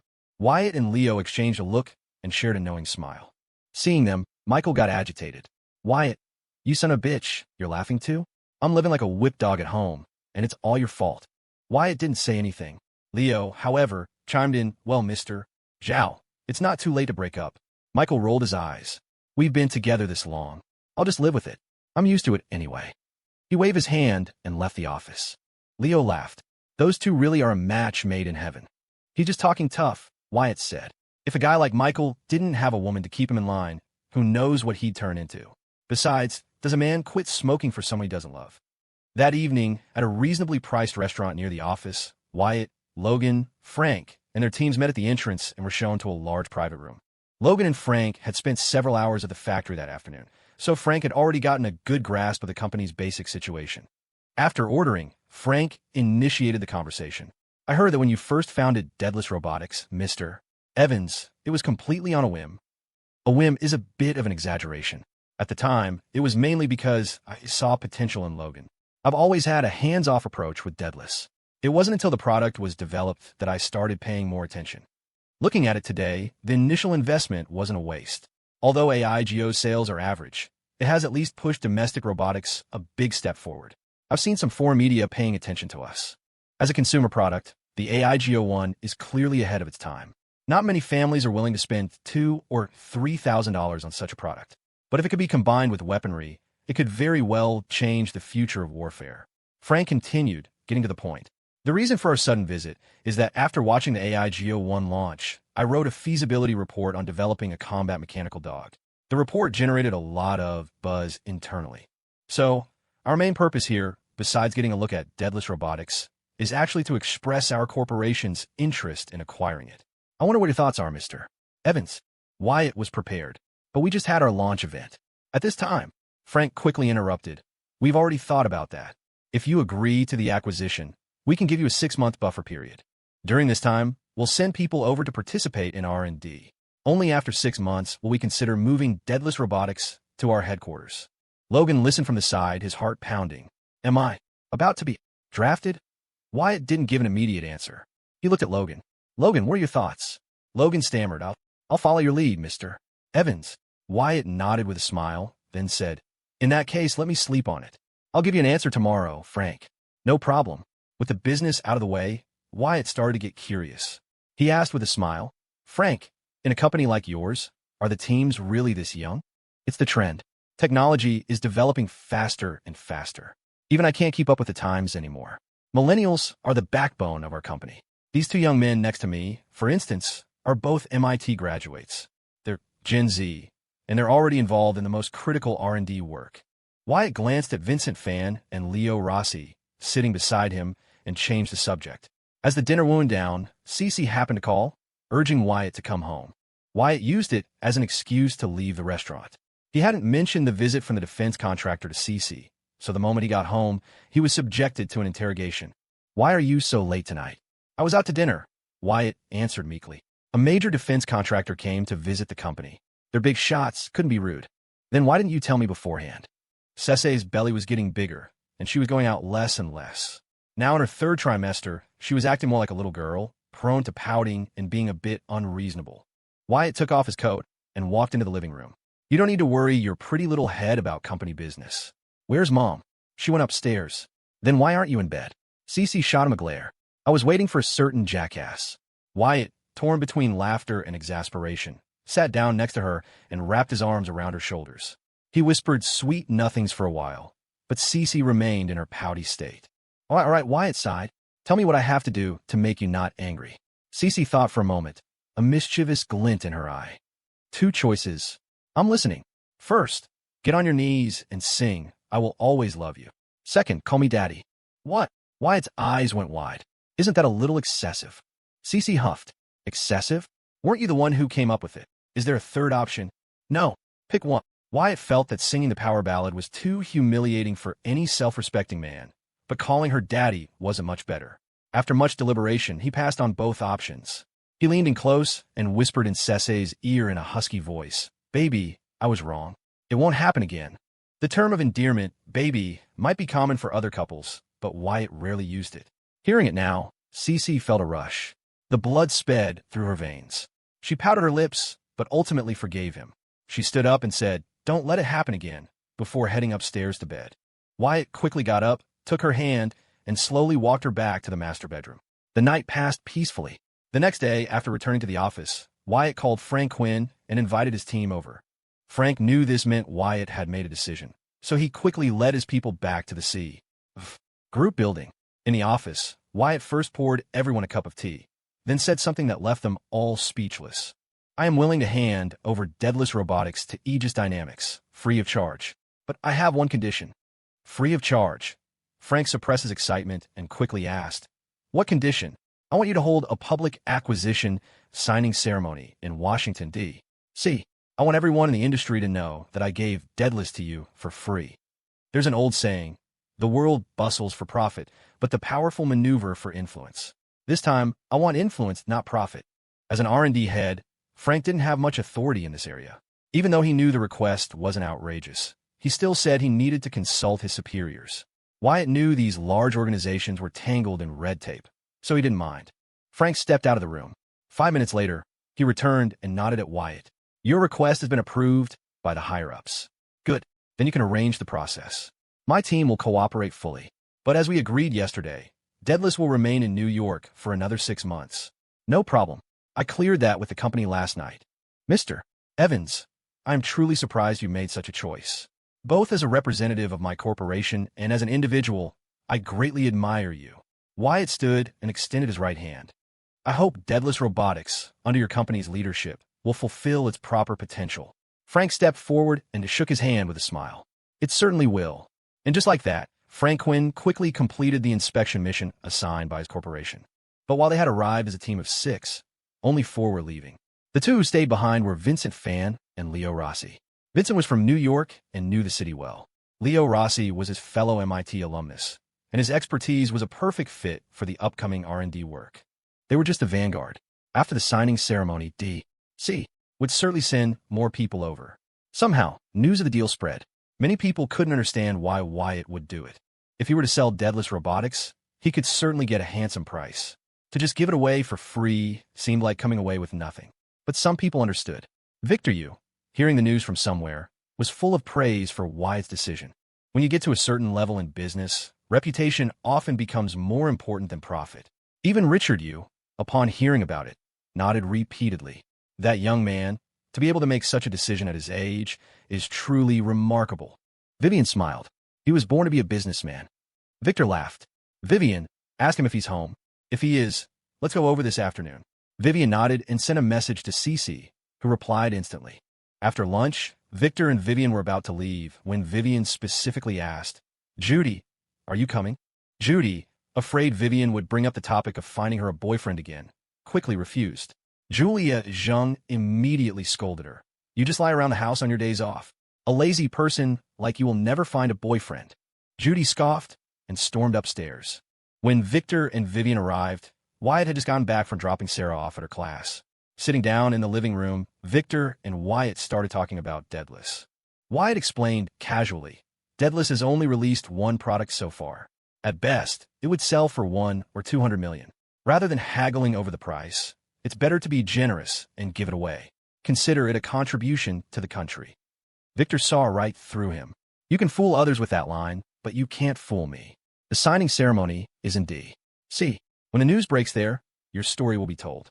Doing business in New York is about tactics. Doing business in D.C. is about connections. With this, if your company wants to expand to D.C. later, you'll save yourself a lot of unnecessary trouble.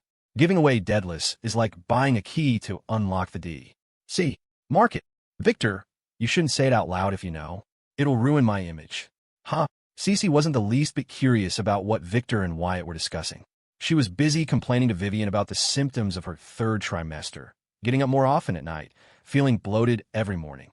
"Vivian, having been through it herself, shared some of her experiences. Once that topic was exhausted, she asked with interest, "Wyatt, have you been keeping an eye out like I asked?" "I have. No one suitable at your company. Who at my company could possibly be a match for Judy you?" Wyatt said quickly. Even if we don't care about social standing, there has to be some level of compatibility, right? Victor knew Vivian had asked Wyatt to play matchmaker for his sister. He also knew Judy was being pressured at home every day. As her brother, he had looked around his own circle of young, talented men, but the good ones either had girlfriends or weren't the right age. He knew Judy's temper all too well. Finding a boyfriend for her was no easy task. We're not insisting on a perfect match in terms of family background. Judy's personality is too fiery. She needs someone steady, or the relationship won't last. Wyatt casually replied, "I'll keep an eye out, but these things depend on fate. You can't rush it." "That's true," Victor said, taking Vivian's hand. As Kazuo Inamori said, there are two things in life you can't be careless about: finding the right partner and finding the right career. A sense of value and a sense of belonging are what we pursue our entire lives. Wyatt nodded in agreement. Victor and Vivian didn't stay for dinner. They left around 4:30. Wyatt didn't stay home long either. He went to pick up Sarah and, on the way back, stopped at the supermarket because Cece said she was craving hot pot for dinner. The following week, Wyatt took a business trip to D.C. He was there for about a week. After finishing up with the acquisition signing ceremony, several executives from Aegis Dynamics introduced him to some big shots. The old hands who had worked in these government-adjacent corporations for decades knew exactly what Wyatt was after. But no one had a problem with it. In this world, everything except true love and life itself could be traded. And all Wyatt wanted for giving away Deadless was a bit of recognition. The day before he flew back from D.C., Wyatt met with J.C. Evans. It was J.C. who had called him. They met in an old-school D.C. steakhouse. G.C. got straight to the point. "I passed the interview for the civil service track. Next up are the background check and physical. If all goes well, I'll be heading to a small county in rural Pennsylvania after the new year." "That's great, but the problem is Mandy's not on board with my decision." Wyatt frowned. "Why?" "She says I have better options, so why would I choose to go to some third-tier town? I try to reason with her, but she won't listen." Wyatt laughed. "She means well. She's just looking out for you." "I know, but I'm a loss right now." "Don't worry, I'll talk to her when I get back. You just do what you need to do. Also, I don't know if your dad ever taught you how to navigate a career in public service, but I know you've just graduated and you're eager to make your mark. But sometimes, the more you hurry, the less speed you make. I don't know much else, but there's one thing I want to say. Don't ever think you can accomplish everything with just your passion and ability. Remember, use your background when you need to, and use your connections when you have to. There's no shame in it. Otherwise, a path you could have walked in 3 years might take you 5, 10, or even longer." G.C. paused for a moment, then nodded with a smile. "I understand." After dinner, they went their separate ways. The next day, Wyatt flew back to New York. On the way home, his route happened to pass by the Drama Academy, so he called Mandy and asked her to come down from her dorm. Mandy ran to the driver's side window and said obediently, "Cousin, what are you doing here?" "Get in." Mandy walked around to the other side and got into the passenger seat. Wyatt took a roundabout approach. "When does your break start? Around the 15th or 16th? Wyatt nodded, glanced at the time, and said, "I forgot to ask, when you went to J.C.'s house for dinner with his parents, what did you think of them?" Mandy thought for a moment. "I don't know about his dad. We barely spoke. But his mom is a very smart woman." Wyatt smiled. Every successful man has either a very smart woman or a very dumb woman behind him. We're family, so I'm not going to sugarcoat it. You're not a very smart person. So when J.C. is facing major life choices, don't interfere. And definitely don't offer any demands or suggestions. Otherwise, not only will you be no help to him, you'll actually drag him down. Seeing that Mandy wasn't arguing, Wyatt continued, "Just be the dumb one. Finish your remaining year and a half of college, and then wherever J.C. goes you go. If you do that, at the very least, your future mother-in-law will adore you. In this world, the dumb ones are often happier." Mandy was silent for a long time. Wyatt had said his piece. The atmosphere in the car grew increasingly awkward. Finally, Mandy let out a cry, yelled, "You're so annoying," and pushed open the car door, running back to her dorm. Wyatt watched her disappear, shook his head with a small smile, and drove home. That night, Mandy sent a message to J.C. "Mandy, have you eaten?" J.C. "I have." "Mandy, did you get the new thermos I bought you?" J.C. "So that was from you. I was wondering why I suddenly got a package." "Mandy, duh. Who else would it be, Jay? C. But I already have a thermos. Mandy. That one is old and ugly. Mandy. When are you going to Pennsylvania? G. C. I have to go once before the end of the year, and then I'll probably have to be back there around the 4th or 5th of the new year. Mandy, well, take care of yourself. G. C. I will. Mandy, if I find out you're messing around out there, you're dead. G. C. /bonk. Emoji J. C. I wouldn't. G. C. So, you're not against me going to Pennsylvania anymore? Mandy, who am I to you? Does my opinion even matter? J. C. You're my girlfriend. G. C. And one day, you'll be my wife. The C. V. Group held its annual party on the 27th of the last lunar month. Afterward, all the subsidiary companies closed for the holidays, leaving only a skeleton crew on duty. On the 28th, David and Charles arrived in New York from Riverwood. The family had decided weeks earlier to celebrate the Lunar New Year in New York again. For one thing, Cece was in her 3rd trimester and shouldn't be traveling long distances. For another, Wyatt had to attend Michael's wedding on the 4th day of the new year. If they went back to Riverwood, they'd have to return on the 3rd. Rather than rushing back and forth, it was better to stay in New York just like they did last year. With the family all together, a major item on the agenda was brought up, naming the baby.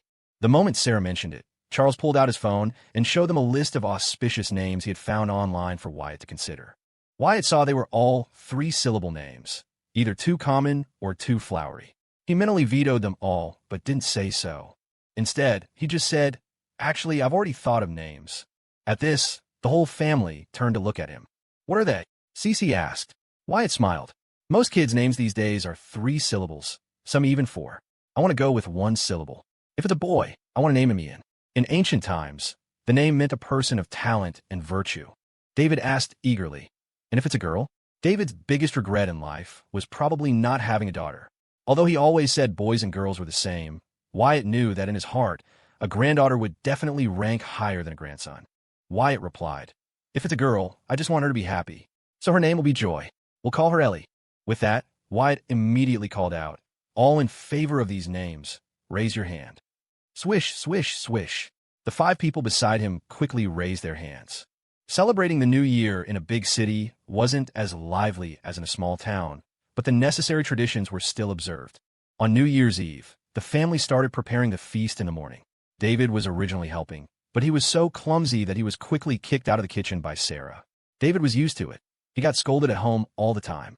As night fell, the family, tired from a long day of preparations, finally sat down at the dinner table. "Happy New Year! Happy New Year!" Cece nudged Wyatt with her elbow. "Dork, say something auspicious." Wyatt immediately grinned. "To Mom and Dad, may you be healthy and may all your wishes come true. To my wife, may you have a smooth and safe delivery. Cheers! Cheers!" The big New Year's TV special had long lost its appeal. Its only purpose now was to serve as background noise for the New Year's Eve dinner, making the house feel more festive. As soon as dinner started, Wyatt's phone was bombarded with all sorts of New Year's greeting messages. He started replying around 9, sending out mass texts to most, but personally typing out replies to a select few. While Wyatt was replying to messages, Sam's family was on a video call with Abby's family. After wrapping up his work with Vibe, Sam had taken Abby to his home. Since there wasn't enough time, they planned to visit her family after the new year. Sam's parents couldn't speak much English, and Abby's parents' English was also halting, so the two of them acted as translators. Despite the language barrier, their faces were all wreathed in bright smiles. Since it was their first time celebrating the new year in their new home, Leo's and Sophie's parents had also come to New York before the holiday. Now, they were all sitting in a row on the sofa, watching the TV special. Sophie's belly had also grown, and she leaned openly on Leo's shoulder in a loose maternity dress. Stephen never thought he would become a grandfather so soon, but on second thought, it was a good thing. Leo was a dependable man. His daughter shouldn't suffer being married to him. But Sophie's younger brother, Ben, was having a bit of a crisis. How was it that he was still in middle school and was already about to be an uncle? Michael was also spending the new year with Isabel. During their family's New Year's Eve dinner, they were discussing the arrangement for the wedding. Although Isabel often complained about Michael when they were out, she always managed to keep his parents happy. She had even declared to her future mother-in-law long ago that she wanted 3 children, which made Susan Zhao ecstatic. As a result, every time Michael went home, his mother would secretly ask him, "You two have been living together for so long. How come she's not pregnant yet?" Michael could only suffer in silence. Sometimes he really felt his only purpose in the family was as a breeding tool. Chris had been coming in late and leaving early for the past 6 months. It wasn't his fault. After their child was born, to make breastfeeding more convenient, the baby slept in his and Paige's room. He was often woken up 2 or 3 times a night, and the ordeal had made him lose a lot of weight. As for Alex, he and Renee Faye had gone back to their respective homes for the holiday. But on New Year's Eve, Renee was also getting marriage pressure. Feeling the pressure herself, she sent a message to Alex. "Let's get married too, and have a baby." When Alex saw the message, he nearly jumped out of his chair. During the holiday, the family didn't go out much, cherishing the rare time together. On the 4th day of the new year, Michael got married. Wyatt left home early and drove alone to Michael's parents' house. As soon as he got out of the car, he was greeted by Walter Zhao and ushered into the living room. After a brief chat, Wyatt went with Michael to pick up the bride. After a busy morning, the final part of the ceremony was underway at the hotel. No one expected that after Michael finished his speech, Isabel would break down in tears on the wedding stage. Michael was at a loss, frantically trying to comfort her. After the wedding, life returned to its calm rhythm. February passed, then March. March passed, then April. After a solid month of rain, the sky finally cleared. The lawn in the yard was a vibrant green, and the trumpet vines at the corner of the wall were about to climb over it. The lazy sun, having broken through the clouds, was eager to reclaim the puddles on the ground. Sitting in the yard, you could clearly hear the bickering of a mother and daughter across the street and the sound of cars passing by. Wyatt knelt on the ground, his ear pressed against Cecil's belly. After listening for a moment, he smiled. "Did he kick you again?" "Yeah, just hang in there. In another week, he'll be out. I'll teach him a lesson for you then. If you dare to lay a hand on the child I carried for 10 months, I'll beat you up. Haven't you seen the videos? The best family environment is when one parent is the bad guy and the other is the good guy. Then I'm definitely the good guy." Fine, I'll be the bad guy." Cece smiled. "You're already a bad boy. I've never met anyone worse than you." "That's a hurtful thing to say." Cece looked down at Wyatt, cupped his face with her hands, and said with a gentle look in her eyes, "But I've also never met anyone better." It was summer again. Warm sunlight streamed through the curtains, dappling the room in gold. 4-year-old Ellie lay peacefully on her side in her soft little bed, curled up like a quiet kitten. Her chubby cheek was squished slightly out of shape. Her rosy lips were puckered in a small pout with a tiny drool bubble at the corner. Her little fists were clenched and tucked under her chin. Occasionally, she'd shift and make little smacking sounds. She slept soundly in her room, but downstairs, Wyatt and Cecilia were in a frenzy. Today was Ellie's first day of kindergarten. "It's 8 o'clock. Shouldn't we wake her up?" "Okay," Cecilia urged. "Then go. Hurry." "Me again. She doesn't listen to me." Wyatt sighed and headed upstairs. He gently pushed open the bedroom door and saw his daughter still fast asleep. If it weren't for her first day of school, he wouldn't have had the heart to wake her. "Ellie, Ellie." The little girl slowly opened her eyes. Seeing Wyatt, she reached up with a small hand and rubbed them. Wyatt smiled gently. "Time to get up. We agreed you're going to kindergarten today. Evan, Henry, and Ryan are all waiting for you." The little girl wasn't opposed to the idea of kindergarten. To her, it was just another kind of amusement park. She yawned, patting her mouth with a world-weary air, and then stretched her little arms high above her head. Wyatt leaned down, scooped her up, and carried her to the bathroom to get ready. "Daddy, yeah, do my braids." The little girl held her toothbrush, but it was just pressed against her cheek, not moving at all. Wyatt chuckled. "Let Mommy do it when we go downstairs." "No." She shook her head firmly and explained with impeccable logic. "Mommy always pulls too hard. It always hurts my head." Seeing her just holding the toothbrush, Wyatt knelt down, took it for her, and said fondly, "Open up." The little girl obediently opened her mouth, clamped her teeth together, and tilted her head back. Wyatt patiently brushed her teeth, washed her face, found a cute little dress for her to wear, and carried her downstairs. Cecilia was already rushing them. "Sophie just called. They're already on their way. You two need to hurry up." Wyatt placed Ellie in her chair. Breakfast was already on the table. A bowl of oatmeal with milk, a peeled hard-boiled egg, and 3 small shrimp patties. The little girl had a decent appetite, but was a bit of a picky eater. She wolfed down the 3 shrimp patties in an instant, but only took a tiny sip of her oatmeal. Seeing that they were running out of time, Wyatt quickly took the bowl and started feeding her. Cecilia was exasperated. "You're feeding her again? She's 4. Can't you just let her eat by herself? We're running late. Make her eat the egg. Didn't you buy her a new backpack? Pack a few snacks in it, so she doesn't get hungry before lunch." Even though the kindergarten provided 2 snacks a day, it was still her first day, and Cecilia felt a little anxious. She quickly went to prepare the snacks. Wyatt seized the opportunity to get Ellie to eat the egg. But as soon as her mom was out of sight, the little girl quickly ate the egg white and then held the remaining yolk up to Wyatt's mouth. "Mommy will yell at me if she sees this." The little girl was anxious. "Hurry, Daddy." Wyatt quickly opened his mouth and ate the yolk. After 5 minutes of finishing breakfast, packing the backpack, and putting on shoes, Wyatt finally drove his wife and daughter to their destination. The Little Sprouts Academy was a private kindergarten. Elaine had been the first to enroll Evan. Later, when it was Henry's turn, Victor and Vivian had asked around for the best schools. Wyatt had casually mentioned this one, and they had enrolled Henry there as well. Now, Evan was the big shot in the pre-K class. Henry was the cool kid in the middle class, and Ellie and Ryan were the two new students in the youngest class. By the time Wyatt arrived, classes had technically already started.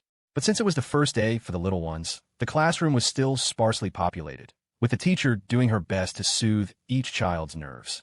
Wyatt had worried his daughter wouldn't adapt well. After all, crying and fussing were normal on the first day of school. But to his surprise, the girl was immediately captivated by the environment. As soon as they entered the schoolyard, she pointed to a slide on the lawn and said, "Daddy, buy me that." Wyatt didn't know whether to laugh or cry, and could only deflect. "We'll talk about it later. Leo and Sophie were already there. Seeing Wyatt, Leo walked over to complain. "This is tough, man. What's wrong?" "The second my kid walked into the classroom, he looked like someone owed him $1,000,000. He's just got this long face, staring out the window at his mom. Can't be helped. When it's time for school, it's time for school." Leo shrugged. "I can be tough about it. His mom is having a harder time letting go." Ellie looked away from the slide and glanced at Leo. Without a hint of politeness, she pointed at his stomach and declared, "Uncle, you got fat again." Leo just rubbed her head and laughed. I know. You always tell it like it is." Wyatt gave her a gentle pat on the back of the head. "Ellie, go on in. Ryan is in there. You can sit next to him."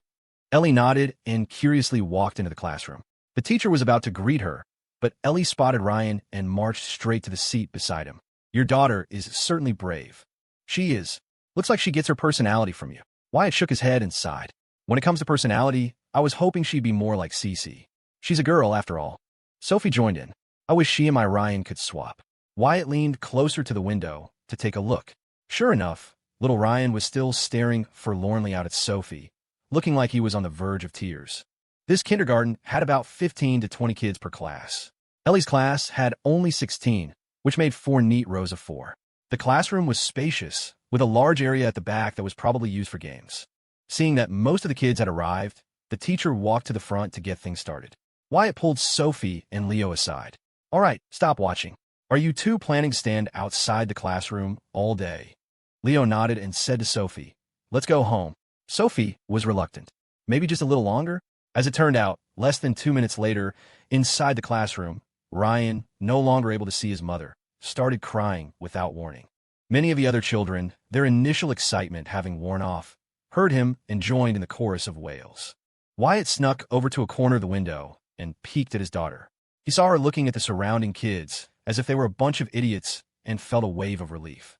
Just as the teacher was at her wit's end, Ellie, as if annoyed by the noise, suddenly stood up. Mimicking Cecilia at home, she slammed her little hands on the desk, pointed at Ryan, and shouted, "You cry again, and I'll punch you." Ryan sniffled, so scared he immediately stopped crying.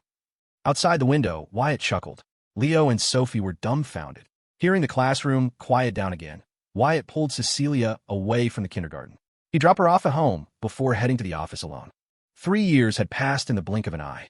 At the end of 2019, the renovations on their Riverwood villa were complete. Using that as an excuse, Wyatt moved the entire family back to his hometown, where they stayed for the next 1.5 years. The global economy underwent significant changes during that period, but the C Group was largely unaffected. In fact, revenue for Crimson Reeds and Arc Interactive had actually increased. Earlier this year, C Investments had opened a branch in Washington, D.C., with plans to establish an overseas office in the U.S. within 2 years. As TikTok's valuation continued to soar, C Investments' influence and prestige grew. In just 3 years, the number of employees in their office building had surpassed 2,000 and was still climbing. During this time, they had also invested in several other high-potential companies, such as DeepQuest AI, BrainCo, and Pony AI. Michael, who had originally planned to just gain some experience at C Investments, was still there. He and Isabel had a daughter in July 2020 named Annie Zhao. The little girl was now the center of everyone's world, thoroughly spoiled by her grandparents and exceptionally mischievous. But Isabel no longer had the energy to manage her, because just this past May, she had gotten pregnant with her second child. Good morning, Chairman. Morning, Chairman. Morning. The C.F. group had a very low turnover rate. On one hand, the benefits and compensation were excellent. On the other, the work environment was relatively low pressure. This had a lot to do with Wyatt, who detested corporate backstabbing and placed a high value on character when hiring. Of course, Wyatt could no longer personally oversee everyone in the entire group. He didn't even know most of their names. The newer employees, unlike the old guard, no longer called him Mr. Evans. With the exception of his inner circle, Michael, Chris, Sam, Leo, and a few others, everyone now addressed him as chairman. Wyatt had long since gotten used to the title. He stepped into the elevator and rode it to his floor. As he approached his office, Abby, who had married Sam late last year, stood up immediately, grabbing a stack of folders to follow him inside. Chairman, the dedicated investment initiative established with Uppen's Wharton School, is holding its signing ceremony this Friday. Will you be attending, or should we have Ms. Evans go? Let Jessica handle it. If I go, she won't get much time in the spotlight, and she needs the exposure right now. Understood. Abby continued. Toasties is holding a shareholder meeting on the 8th. Should Mr. Chinatan? Yes. The film studio's revenue for last year is in. It was $63 million, a 16% increase year over year. David sent a message this morning saying the expansion permits have been approved and construction is set to begin on the 11th. Excellent. My dad loves a good spectacle. Have him make an appearance at the groundbreaking. Oh, I'll handle that myself. No need to write it down. Okay. Anything else? The documents on your desk need your signature and review. That's all for now. Wyatt nodded. All right, you can go. Abby nodded and left the office. Wyatt picked up the thermos from his desk, unscrewed the lid, and took a sip of goji berry-infused water that had been steeping for 2 hours, beginning his busy day. Kindergarten let out at 4:30 in the afternoon. Public schools would have been even earlier. Just as Cecilia was about to leave, she got a call from Sophie. Leo had a late meeting at the office, so she asked if Cecilia could pick up Ryan along with Ellie. She would head over to their place shortly. Cecilia agreed, and was soon on her way in her Bentley. When she arrived at the kindergarten, the yard was filled with children playing on the lawn. Some had already been picked up by their parents. Given the high tuition, the parents of the children here were generally well off. This was evident from the cars parked out front. If a nanny or driver was doing the pickup, it was usually a 6-figure Lexus minivan. If the parents came themselves, it was a showcase of luxury cars, G-Wagons, Maybachs, Porsches. Cecilia didn't call out to Ellie right away. She first scanned the yard and spotted Ellie playing with Henry on the slide. She walked over to the teacher with a smile. How was our Ellie today? She was wonderful. She didn't fuss at all, ate well at lunch, and this afternoon, when the director was making her rounds, Ellie even asked her for ice cream. Oh, she's just like her dad. Never met a stranger. Being bold is a good thing. Ryan's mom probably called you, right? I'll take them both home. Yes, I'll call them over. The teacher brought Ellie and Ryan to the gate. Just as Cecilia was about to leave with them, Judy, you happened to drive up. Cece. Judy, picking up the kids. Yeah, you're here for Henry. Judy sighed. You know it. My sister-in-law is busy again, and my brother is even busier than she is. I'm playing both mom and dad here. It's exhausting. Haha. With great power comes great responsibility. Judy knelt down and patted the 2 little ones on the head. So you're not even going to greet me now? Ellie sighed with the gravity of a world-weary old soul and mumbled. And Ryan, however, timidly hid behind Cecilia's leg, too scared to speak to the auntie who was always threatening to pinch his private parts. Well, we're heading home. See you later. Okay, see you. Cecilia buckled Ellie and Ryan into the car. On the way home, she asked curiously, Ellie, Ryan, was kindergarten fun? Ellie, with the air of a tiny adult, replied, it was okay. Ryan gave a much more definitive answer. Not fun. Ellie turned to look at Ryan and said with disdain, Mom, all he does is cry. I don't want to sit with him. You're the big sister. You have to take care of him. I don't want to. I want to sit with Henry. Henry's in the middle class, and you're in the little class. You're not in the same room. Then why can't I just go to the middle class? Cecilia laughed. You'll have to get a perfect score on your test first. Oof. The 3 of them had just gotten home when Wyatt arrived from work. The moment he stepped through the door, Ellie ran over for a hug. Before Wyatt could even ask, the little girl launched into a detailed, hand-waving account of her entire day, looking utterly adorable. Cecilia sat nearby, a look of resignation on her face. So much for me being the good cop, and you being the bad cop, she thought. How is it that in the end, she's still a daddy's girl? Cecilia wasn't so petty as to be jealous of her own husband. During their time in Riverwood, Miranda and Sarah had taken such good care of Ellie that Cecilia hardly needed to lift a finger. With nothing to do and nowhere to go, she'd started watching cooking live streams. In just 3 years, her culinary skills had improved dramatically. In the beginning, some of her dishes were barely edible, but with Wyatt and Charles acting as her cheerleaders, her motivation soared. As her skills grew, she had transformed into a very competent stay-at-home mom. How about noodles for dinner? Wyatt was fine with anything. He first asked Ellie, then Ryan. When both little ones nodded, he replied, "Sounds good. Can you fry a couple of eggs and add some hot dogs?" The kids love them. Hot dogs are junk food. It's fine. Once in a while won't hurt. I told you, kids in the countryside eat everything and they're healthier for it. City kids aren't allowed to eat this or that, and they get sick all the time. Yes, you always have a whole book of skewed logic. Wyatt sat down on the sofa, and Ellie immediately clung to him like a little octopus. Since Leo's family and Wyatt's were so close, Ryan, who is normally shy, was relatively comfortable around Wyatt. He sat quietly beside them, his eyes fixed on the TV remote on the coffee table. Wyatt had noticed. If it were his daughter at Leo's house, she would have grabbed the remote and turned on the TV herself. For a boy, this little guy was a bit timid, but it was also proof that he was 100% the biological son of Leo and Sophie. Leo had been timid as a child, too. Even in middle school, when zombie movies were all the rage, he still didn't dare to watch them. As for Sophie, her bravery was on par with Cecilia's. They were both the type who had to sleep with the lights on when they were alone. She was a bit braver now, though. As they say, motherhood makes you strong. Some things you just learn naturally as you get older. It's not a sudden epiphany, just the realization that at a certain age, you have to rely on yourself. Ryan, what did you learn in kindergarten today? Letters, Ellie quickly added, and singing and playing games. The youngest kindergarten class was mainly focused on developing self-care skills and good habits. Academics were secondary. Since it was the first day, the teacher naturally hadn't taught them much. Wyatt smiled. Ryan, you don't like kindergarten, do you? Ryan nodded earnestly. To be honest, Uncle doesn't like going to work either. Ryan's eyes lit up, as if he had found a kindred spirit. Wyatt quickly continued. But if I don't go to work, we won't have any money, and then the whole family will have nothing to eat. But people like Uncle and your daddy will all get old one day. If you don't go to kindergarten now, you won't be able to get a job later. When your daddy gets old, it will be up to you to support the family. Do you understand? Ryan blinked, his little eyes filled with confusion. Clearly, at 4 years old, he couldn't quite grasp these concepts. Ellie suddenly cupped Wyatt's face in her hands and said with a grin, "Daddy, don't be scared. When you get old, I'll earn money and take care of you." Really? Ellie held out her pinky finger and said with great seriousness, "Pinky swear if you don't believe me." Wyatt actually extended his hand. "Pinky swear, cross my heart, hope to die." Just as they locked pinkies, the doorbell rang. Wyatt picked Ellie up, walked to the door, and opened it. Sophie stood there, purse on her shoulder, holding 2 still frozen ice cream bars. "Ellie, one for you." Ellie immediately sweetened up. "Thank you, Auntie. You're the best, Auntie." Sophie smiled, thinking to herself, in another 10 years, this girl is going to be just as good at charming people as Wyatt is.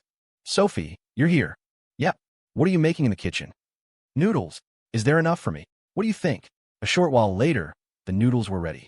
Wyatt sat at the head of the table, with Cecilia and Sophie on either side, each with their child. As they ate, they started chatting about Evan Fong and Ashley. "When is Ashley's due date next month?" "Around the 10th, I think." "That's so soon." "It is. And that's how the age gap happens. Her baby is just being born, and our kids are already starting kindergarten. By the time her kid starts kindergarten, ours will be in elementary school." "Is her mother-in-law nice to her?" "No matter how nice, she can't be as good as your mother-in-law. It's the first time I've ever heard of a mother-in-law going to get certified in infant care just because her daughter-in-law is pregnant." Cecilia laughed. "Didn't your mother-in-law get certified too?" Wyatt quickly interjected. All right, you two can stop the one-upmanship. Thanksgiving is next week. Don't forget to buy a gift for my mom when we go back to Riverwood." "Like you had to tell me." Sophie immediately asked. She doesn't like clothes or bags. "What do you usually get her?" Cecilia replied without hesitation, "Gold. My mother-in-law loves gold." "Right. I'll have Leo buy her a bracelet then." The adults chatted on, while the 2 little ones seemed lost in their own worlds, probably full from the ice cream and with no appetite for noodles. After Wyatt finished eating, he was about to start feeding them, but one look from Cecilia stopped him. "Ellie, eat up. When you're done, Daddy will take you outside for a walk. Mommy, what? Can I sleep with Daddy tonight? No. Why? You're 4 years old. Then why do you get to sleep with Daddy every night? Because he's my husband. I want Daddy to be my husband too. Wyatt nearly spat out a mouthful of water. The things kids say. Cecilia rolled her eyes. Daddy is Daddy, and a husband is a husband.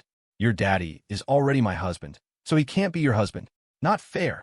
Wyatt, thinking the noodles were about to get cold if he didn't coax her into eating, quickly said, if Ellie can finish her noodles in 5 minutes, then tonight, Ellie can sleep with Mommy and Daddy. Hearing this, Ellie picked up her special kid-friendly chopsticks and began shoveling noodles into her mouth. Watching this, Sophie sighed. No wonder Leo wants a daughter too. A daughter is truly her father's little sweetheart. That saying is spot on. Wyatt laughed. Then you and Leo should work on it. Try for a daughter for your second. No rush. We'll think about it when Ryan is a little older. Ryan, yes, Uncle has a question for you. Have you seen your Mommy and Daddy fighting in their room without any clothes on lately? Just as Ryan was about to speak, Sophie clamped a hand over her son's mouth and pointed at Wyatt, shouting, Cece, you need to get your man under control. Mandy followed Wyatt's advice. After graduating from college, she moved to rural Pennsylvania to live with J.C. in the small apartment his government job provided. In 3 years, thanks to his remarkable abilities and powerful connections, J.C. had risen swiftly through the ranks of the state government and was already a junior official. As everyone knows, there are 2 types of government employees. One is like David, with no hope of promotion, who would probably still be a low-level clerk if not for Wyatt's financial support. The other is like J.C., who gets promoted year after year. Typically, the latter's future is limitless. The two had gotten engaged in May, with the wedding set for early next year. But given J.C.'s family's way of doing things, their wedding would undoubtedly be a low-key affair, nothing like the grand celebrations of Wyatt or Michael. Spending a couple of years with J.C. in Pennsylvania had mellowed Mandy considerably. She was no longer the wild and crazy girl she used to be. Even her mother had sent a few photos of Mandy doing chores to the family group chat during the holidays with the caption, "Is this really my daughter?" What no one knew was that less than 6 months after moving, Mandy had been drawn into a circle of young wives whose husbands were also in politics. At first, Mandy treated them as friends, going shopping together and so on. But on Mandy's birthday, one of the women gave her a cosmetics set as a gift. Mandy didn't think much of it at the time, but when she opened it the next day, she found a thick stack of cash hidden inside. She was terrified and immediately called Wyatt for help. It was Wyatt who advised her to be completely open with J.C. about it. In the end, J.C. managed to resolve the situation through his own channels. After it was all over, J.C. said to her, "Do you have any idea that if you hadn't told me about this, my entire career could have been ruined?" The speaker may not have intended it, but the listener took it to heart. Mandy learned her lesson. Once bitten, twice shy. From that day on, she became increasingly low-key and gradually cut ties with that group of women. The Thanksgiving holiday weekend was approaching. After finishing up his work at the office on Friday morning, Wyatt went home early. He picked up Ellie from kindergarten and then began the drive home to celebrate the holiday. Ellie, sitting alone in the back seat, chattered nonstop the entire way. Cecilia couldn't be bothered to respond, but Wyatt patiently answered every question. After nearly 2 hours of driving, Ellie saw the houses around them growing more numerous and asked curiously, "Daddy, where are we?" "Philadelphia. Isn't our home in Riverwood?" Wyatt smiled. "We're going to pick up Aunt Riley from school first, then we'll all go home together." Yay! Ellie had 2 aunts, Mandy and Riley. She didn't see either of them very often, but in terms of affection, Aunt Riley was definitely ranked higher in her heart. The reason was simple. Riley, like Wyatt, spoiled her rotten. Riley had ultimately chosen to attend the University of Pennsylvania. Her SAT scores gave her plenty of options, but she picked UPenn because its reputation was growing and because Pennsylvania was so close to New York City. The train from Philly to Penn Station was only about an hour. Wyatt had been the one to take her to campus for her freshman move-in day. Since then, for every holiday like Memorial Day, Thanksgiving, or Christmas, Wyatt would swing by to pick her up on his way home. He knew the route by heart. The car soon pulled up in front of the women's dormitory. Wyatt gave Riley a call, and less than 5 minutes later, she emerged from the building with a white canvas backpack slung over her shoulder. The late autumn air was crisp and cool. Riley was wearing a cream-colored tank top under a light blue button-down shirt, probably for sun protection. Below, she had on a simple pair of loose-fitting jeans and a pair of Adidas shell tops. Even outside of a college campus, her outfit screamed college student. A girl changes a lot in her late teens. After her first year of college and learning a little about makeup, Riley had blossomed into a bona fide beauty. Not long after the pre-semester boot camp, someone had asked her out to her face. Of course, Riley had said no. As more and more guys started pursuing her, she found it annoying and vented a little to Cecilia. Not long after, Wyatt had Michael lend him a Rolls-Royce Phantom and drove it straight onto campus. In front of a crowd of gawking students, he had brazenly taken Riley's hand and led her to the car. After that, no one bothered her again. Of course, there were whispers that Riley was a rich man's kept woman. But the student body at UPenn was generally quite mature, so these speculations never became public. And after Riley explained the situation to her roommates and classmates, her college life returned to normal. Auntie! As soon as she saw Riley, Ellie eagerly pressed the button to lower the window and called out in her sweet, high-pitched voice. Riley opened the car door, slid into the back seat, and pulled the little girl into her arms while greeting Wyatt and her cousin. How long is the break for Thanksgiving? Just 3 days. How's school been lately? It's okay. My 3 roommates are all super competitive. Sometimes the pressure is worse than high school. Wyatt laughed. Let them be competitive. You just do what makes you comfortable. College is for getting out, having fun, and seeing the world. I never had the time in college, and in the beginning, I didn't have the means. Now, even if I go out, it doesn't feel the same as when I was young. What's that poem? Oh, right. To buy sweet osmanthus and sail away with wine. It's never quite the same as in my youth design. Cecilia said, exasperated, you're only 26, but you talk like you're in your 40s or 50s. There are still plenty of people in school at your age. Wyatt chuckled. I'm 26 in actual years, but my mental age is already 60 or 70. That old. You know it. Then should I start planning my remarriage now? Wyatt immediately reached out and gave Cecilia's thigh a squeeze. Keep talking like that, and you'll be sorry when we get home. Cecilia huffed. Riverwood is my turf. With your parents and my parents there, you wouldn't dare touch me. Riley stifled a laugh, staying out of the fray. It was Ellie who suddenly interjected, Daddy, don't be afraid. I'll help you. Grandma, Grandpa, and my other grandpa and grandma said that in our house, I'm the boss. Cecilia was speechless. The kid wasn't wrong. At home, Ellie was indeed the most spoiled. Wyatt roared with laughter. As he drove, he said in a smug tone, See? This is why having a daughter is the best. Cecilia slapped his thigh. Don't get too smug. In another 15 or 20 years, your daughter will be getting married off just the same. Hearing this, Wyatt quickly instructed, Ellie, let's agree on no dating before you're 25, okay? Ellie, who had no concept of these things, replied with a crisp, Okay. Cecilia and Riley shared a knowing smile. Wyatt muttered to himself, I need to get that in writing. If she brings a boy home before she's 25, I'll break his legs. As he said it, Wyatt realized he had become the very image of his father-in-law, Charles. He finally understood why his first meeting with the man had been so fraught with tension. David was now in a state of semi-retirement. Aside from chatting with people at his old office, he spent most of his time fishing or taking walks in the park.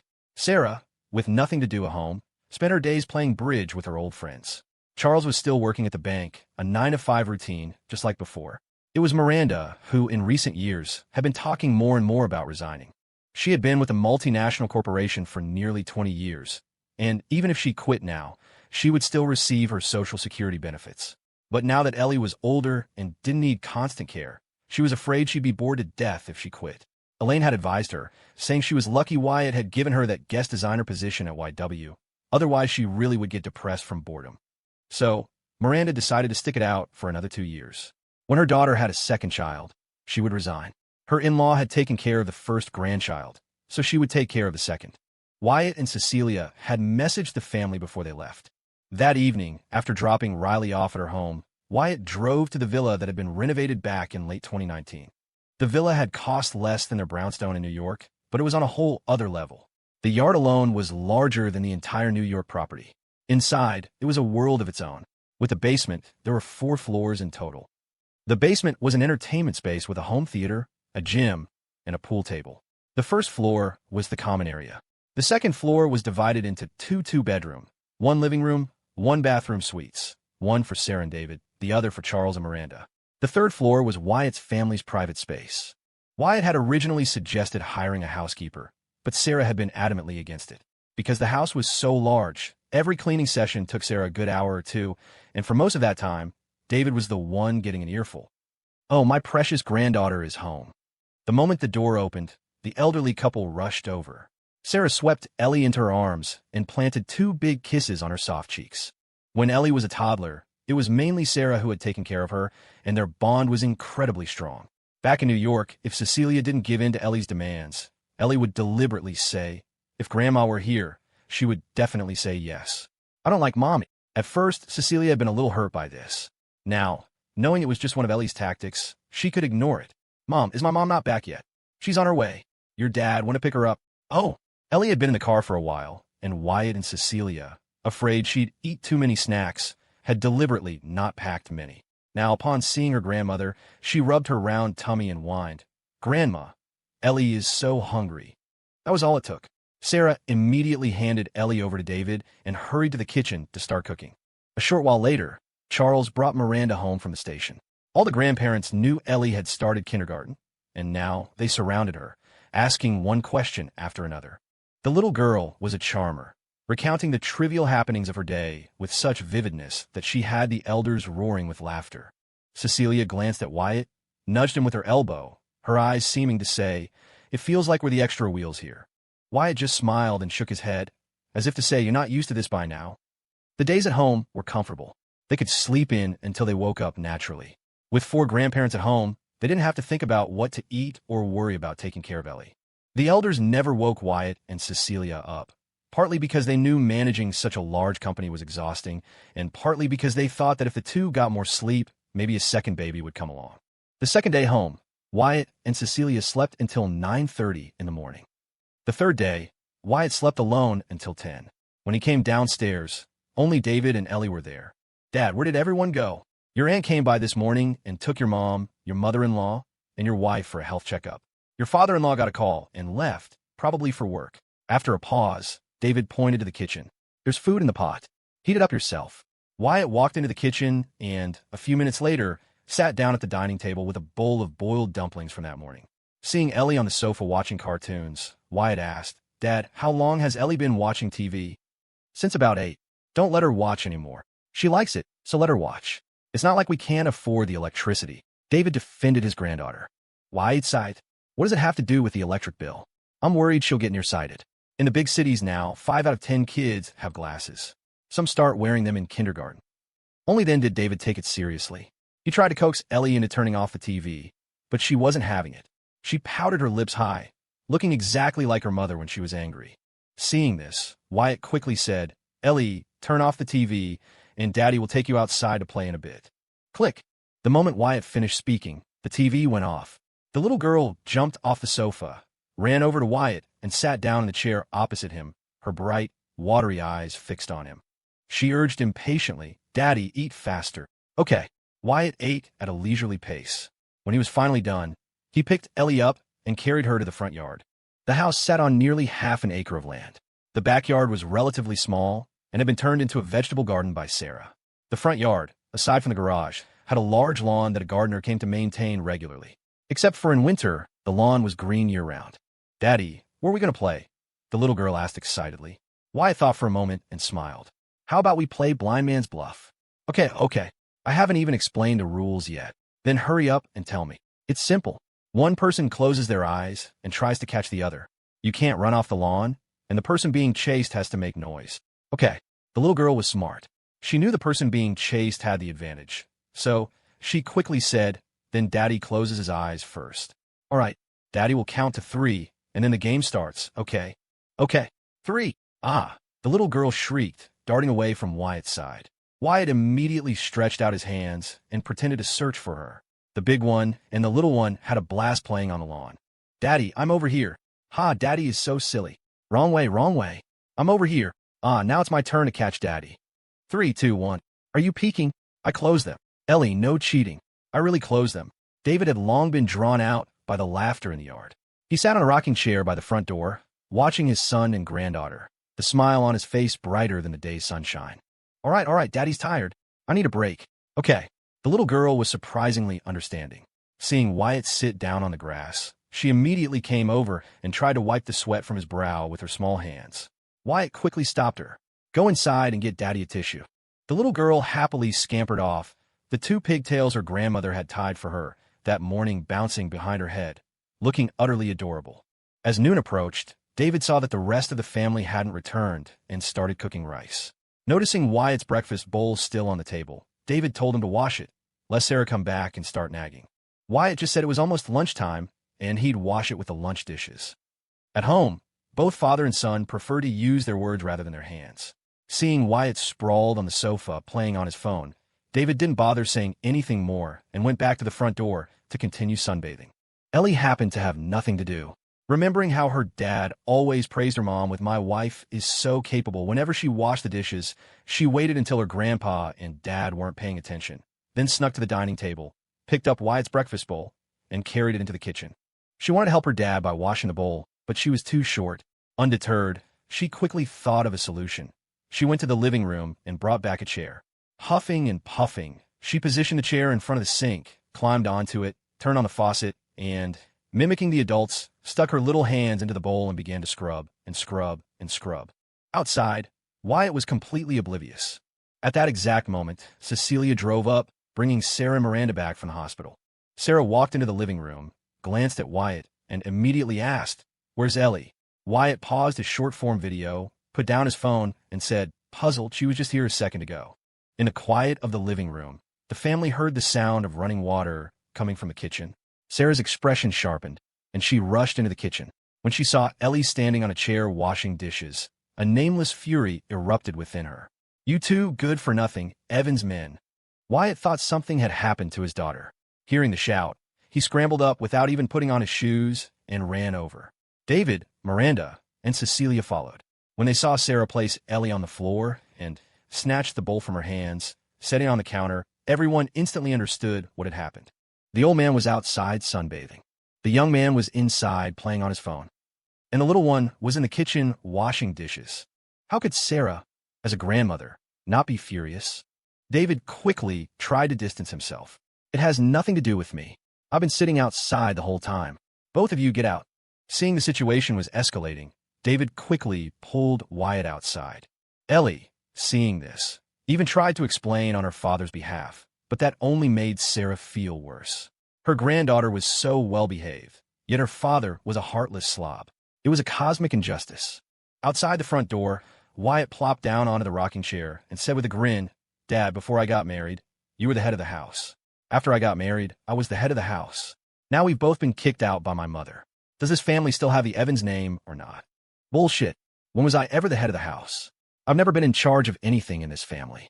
Wyatt gave him a thumbs up. "Dad, it's only in front of me that you can talk so tough. Cut the crap. The money on my card is gone. Give me some cash." "Gone? I transfer so much money to your bank card every year, and you've used it all?" David rolled his eyes. "My golf club membership, the bank card. Your mom controls all of it. What share do I get?" The Thanksgiving holiday was 3 days long. After lunch, half the break was already over. Wyatt, having finished his meal, finally asked about the morning's health checkups. Cecilia quickly reported, "My aunt said your mom's blood pressure is a little high, but everything else is fine. My mom's health is good. She just isn't sleeping well." "And you?" Cecilia said smugly.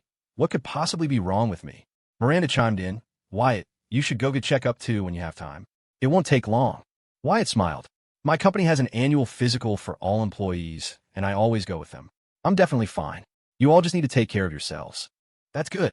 Around 2 in the afternoon, Riley also came over. Ellie was overjoyed, running to her as soon as she saw her, shouting, "Daddy, Annie is here at our house." Wyatt chuckled. "It's not that Annie came to our house, it's that Annie came home." "Oh." Seeing that everyone was home and she had nothing to do, Cecilia volunteered to make homemade steamed buns. Wyatt was speechless. "Didn't we just eat?" "What do you know? You have to make the dough, let it rise, then fill and steam them. By the time they're ready, it might be evening. You think it's that simple?" Sarah quickly backed up her daughter-in-law. "Exactly. Don't listen to him. If you want to make them, go ahead. Mom will help you. Then can you help me with the filling?" "You got it." Wyatt rested at home for a while, then went out with David. The father-son duo headed to the construction site for the film studio's expansion. After the film studio was completed in 2020, it immediately went into operation. Besides earning fees from film crews, it also had a dedicated food street, which attracted a lot of tourists. The new expansion project included more period-style buildings, as well as commercial facilities like budget hotels and convenience stores. Once completed, it would generate even more revenue. Wyatt made a point to visit every time he came home. Under the management of the public-private partnership, the film studio was doing well, and more production crews were willing to film there. After David reported on the current situation, Wyatt smiled and asked, "I hear you found a girlfriend from Riverwood?" David looked a bit sheepish. "We met through a blind date. I'm busy with work, so we've only just started seeing each other. Then you'd better work even harder. Saving up for a wedding around here isn't cheap." Wyatt patted David's shoulder a couple of times and then left. On the way back, David remarked, "That kid, David, he's a responsible worker, but he's a bit wooden. He doesn't think on his feet." Last time, after the groundbreaking ceremony, we had a dinner. The senior officials were still there, and he just up and left, leaving me to do all the toasting. In his position, you need someone who's a bit wooden. Dad, when it comes to hiring, it's not always about who's the fastest or the smartest. These are things you wouldn't understand. David slapped the back of Wyatt's head. "I'm your father." Wyatt rolled his eyes. Yes, and that's about the only thing you can use to brag in public now." David didn't argue, just said smugly, "That's enough." On the last afternoon of the holiday, Wyatt, along with his wife, child, and cousin Riley, began the journey back. Unfortunately, they were stuck in highway traffic for over 2 hours. By the time the family of 3 got home, it was already past 10 at night. Ellie had long since fallen asleep in the car. Once home, Wyatt carefully carried her into her bedroom, wiped her face with a warm towel, and turned off the light to let her sleep. Ellie had eaten plenty of snacks in the car, including 2 of the meat buns from the day before, but Wyatt hadn't eaten a thing. Despite being exhausted from the drive, Cecilia still went to the kitchen and cooked him a simple bowl of noodle soup. "Finish up, clean up, and come upstairs. I'm going to take a shower. I'm dead tired." Okay. The night passed quickly. The next morning, the alarm went off, and Wyatt and Cecilia sat up almost simultaneously. Wyatt went downstairs first to make breakfast while Cecilia got ready upstairs. When Cecilia was done, they switched. After being together for so long, they had fallen into a set family routine. In a person's life, there are tens of thousands of days and nights, and countless events. Most will be forgotten with time. Only the extremes of happiness and sorrow will remain for a lifetime. Some see those days that leave no mark on memory as wasted, while others see them as happiness. In the end, it all comes down to 4 words. Contentment brings joy. "Ellie, time to get up for school. Daddy, carry me."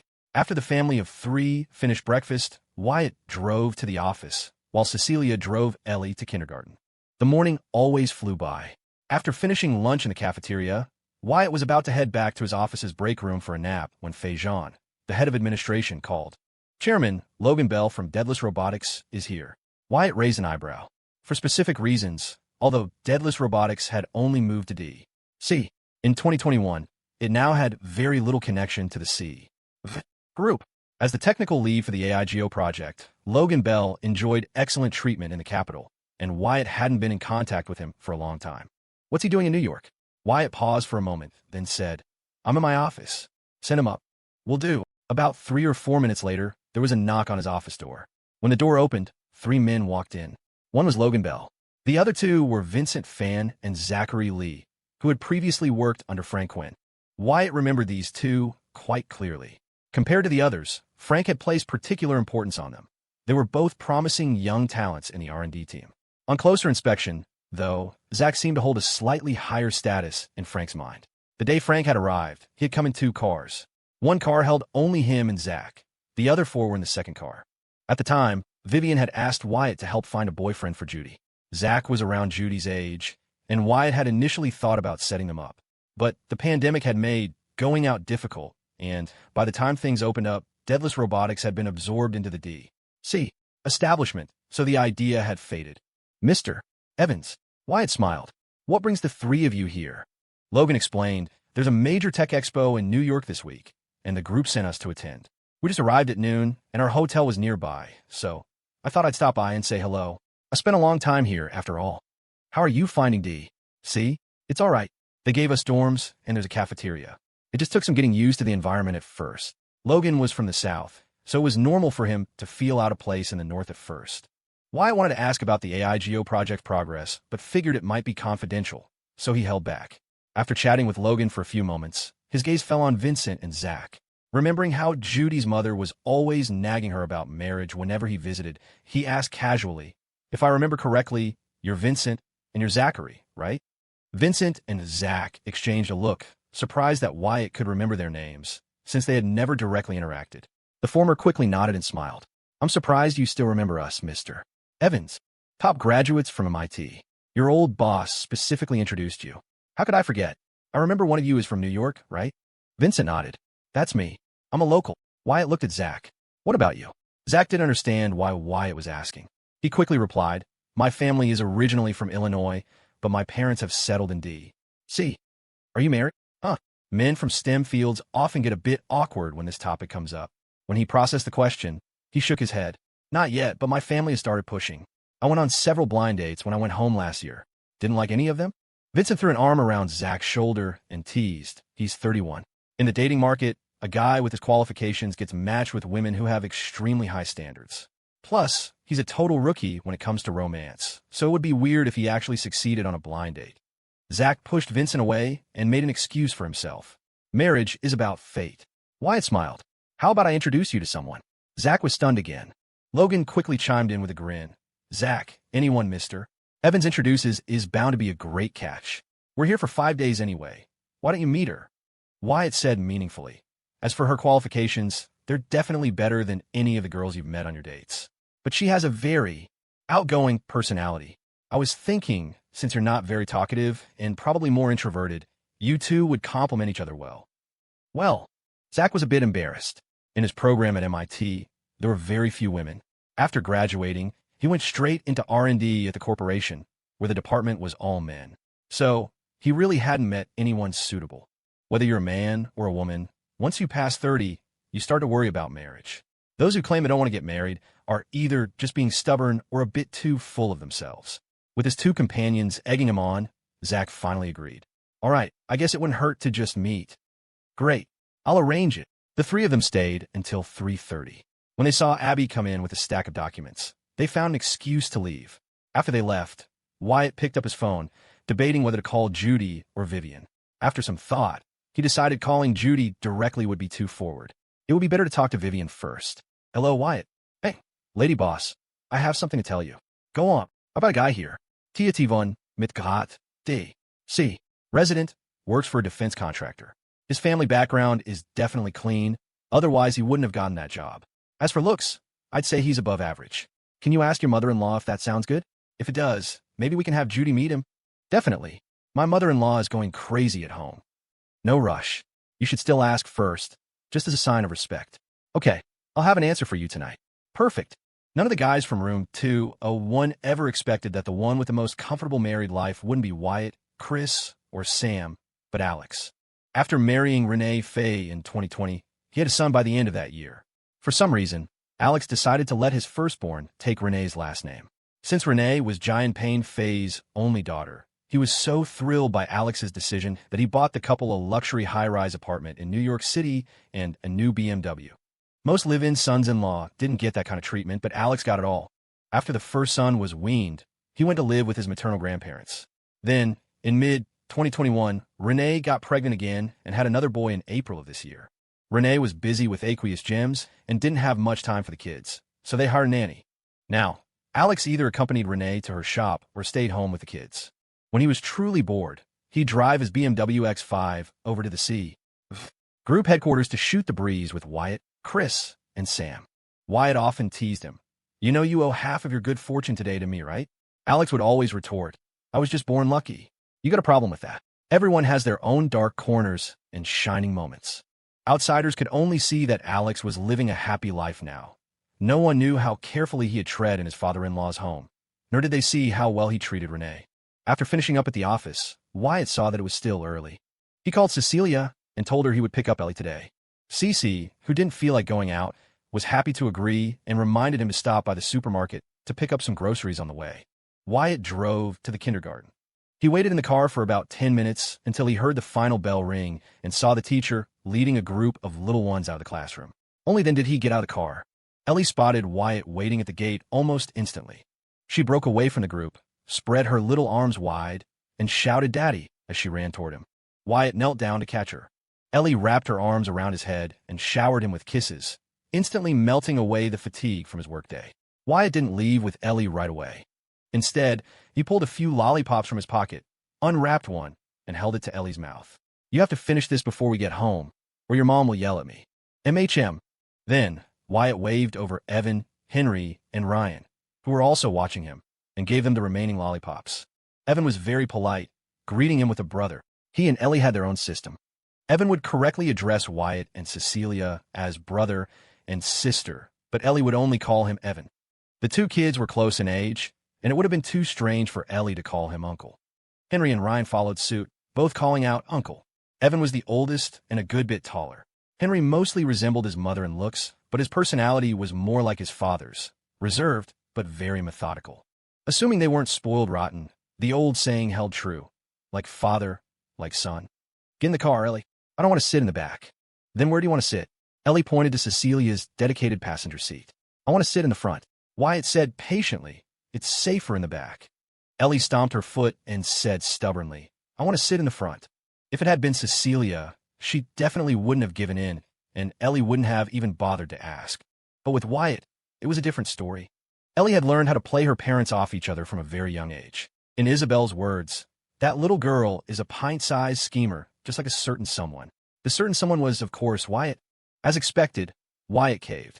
He figured if he drove slowly, it would be fine. He opened the passenger door, let Ellie climb in, fastened her seatbelt, and then got into the driver's seat himself. Is it sweet? Sweet. If it's sweet, you can't eat too many, or you'll get cavities later. Daddy, you have a bite. I don't want any. Eat it. The little girl imperiously held the lollipop, now covered in her saliva, in front of Wyatt's face. My daughter, my responsibility to spoil her. Wyatt obediently took a lick. Only when the little girl was satisfied did he start the car and drive away. The father-daughter pair arrived at the supermarket. Just as they reached the vegetable section, a voice called out, Uncle Wyatt. Holly Chun stood next to her parents, Carl and Shelley, waving enthusiastically at him. The girl was only in 6th grade, but she had shot up in the past year, already nearly as tall as her mother. Wyatt pushed the shopping cart with Ellie in it over to them, and the three adults started chatting. Crimson Reeds was now the undisputed king of the web novel industry, and the short-form dramas derived from its stories have become increasingly popular with the rise of short-form video. To foster better growth, Michael had spun off the short-form drama business into a subsidiary, with Carl Chun now at its head. He no longer had to spend all his time running between film sets. Of course, all of this was thanks to Wyatt. Carl himself wasn't very expressive, but his wife, Shelley, was smart. She would bring over food every so often and had even helped Cecilia with the baby before. As a result, the two families had become very close. Where's Cece? She's at home. I picked up Ellie from kindergarten and thought I'd stop by the store. Holly started teasing Ellie. Ellie, call me best big sister, and I'll buy you something yummy. Ellie, in a syrupy sweet tone, delivered a surprisingly tough comeback. No, thank you. My daddy has money. He'll buy it for me. As if for emphasis, she turned to Wyatt for confirmation. Right, Daddy? Right. You just sit tight and don't move. Daddy needs to buy vegetables first. Watching Wyatt push Ellie away, Holly smiled. Ellie is so cute. Carl chimed in supportively. You were just as cute when you were little. And now, still cute now. Shelley rolled her eyes. All right, that's enough. You're a big girl now. You don't need people to praise you. Have some shame. Mom. After finishing their shopping and returning home, Wyatt started prepping the vegetables while telling Cecilia about his plan to set Judy up on a date. Ellie sat on the sofa watching TV. By the time Wyatt was done with the vegetables, Cecilia was ready to start cooking. At dinner, the little girl remembered something her teacher had said at lunch that day. She suddenly shouted, Wait a minute. Wyatt and Cecilia immediately looked at her.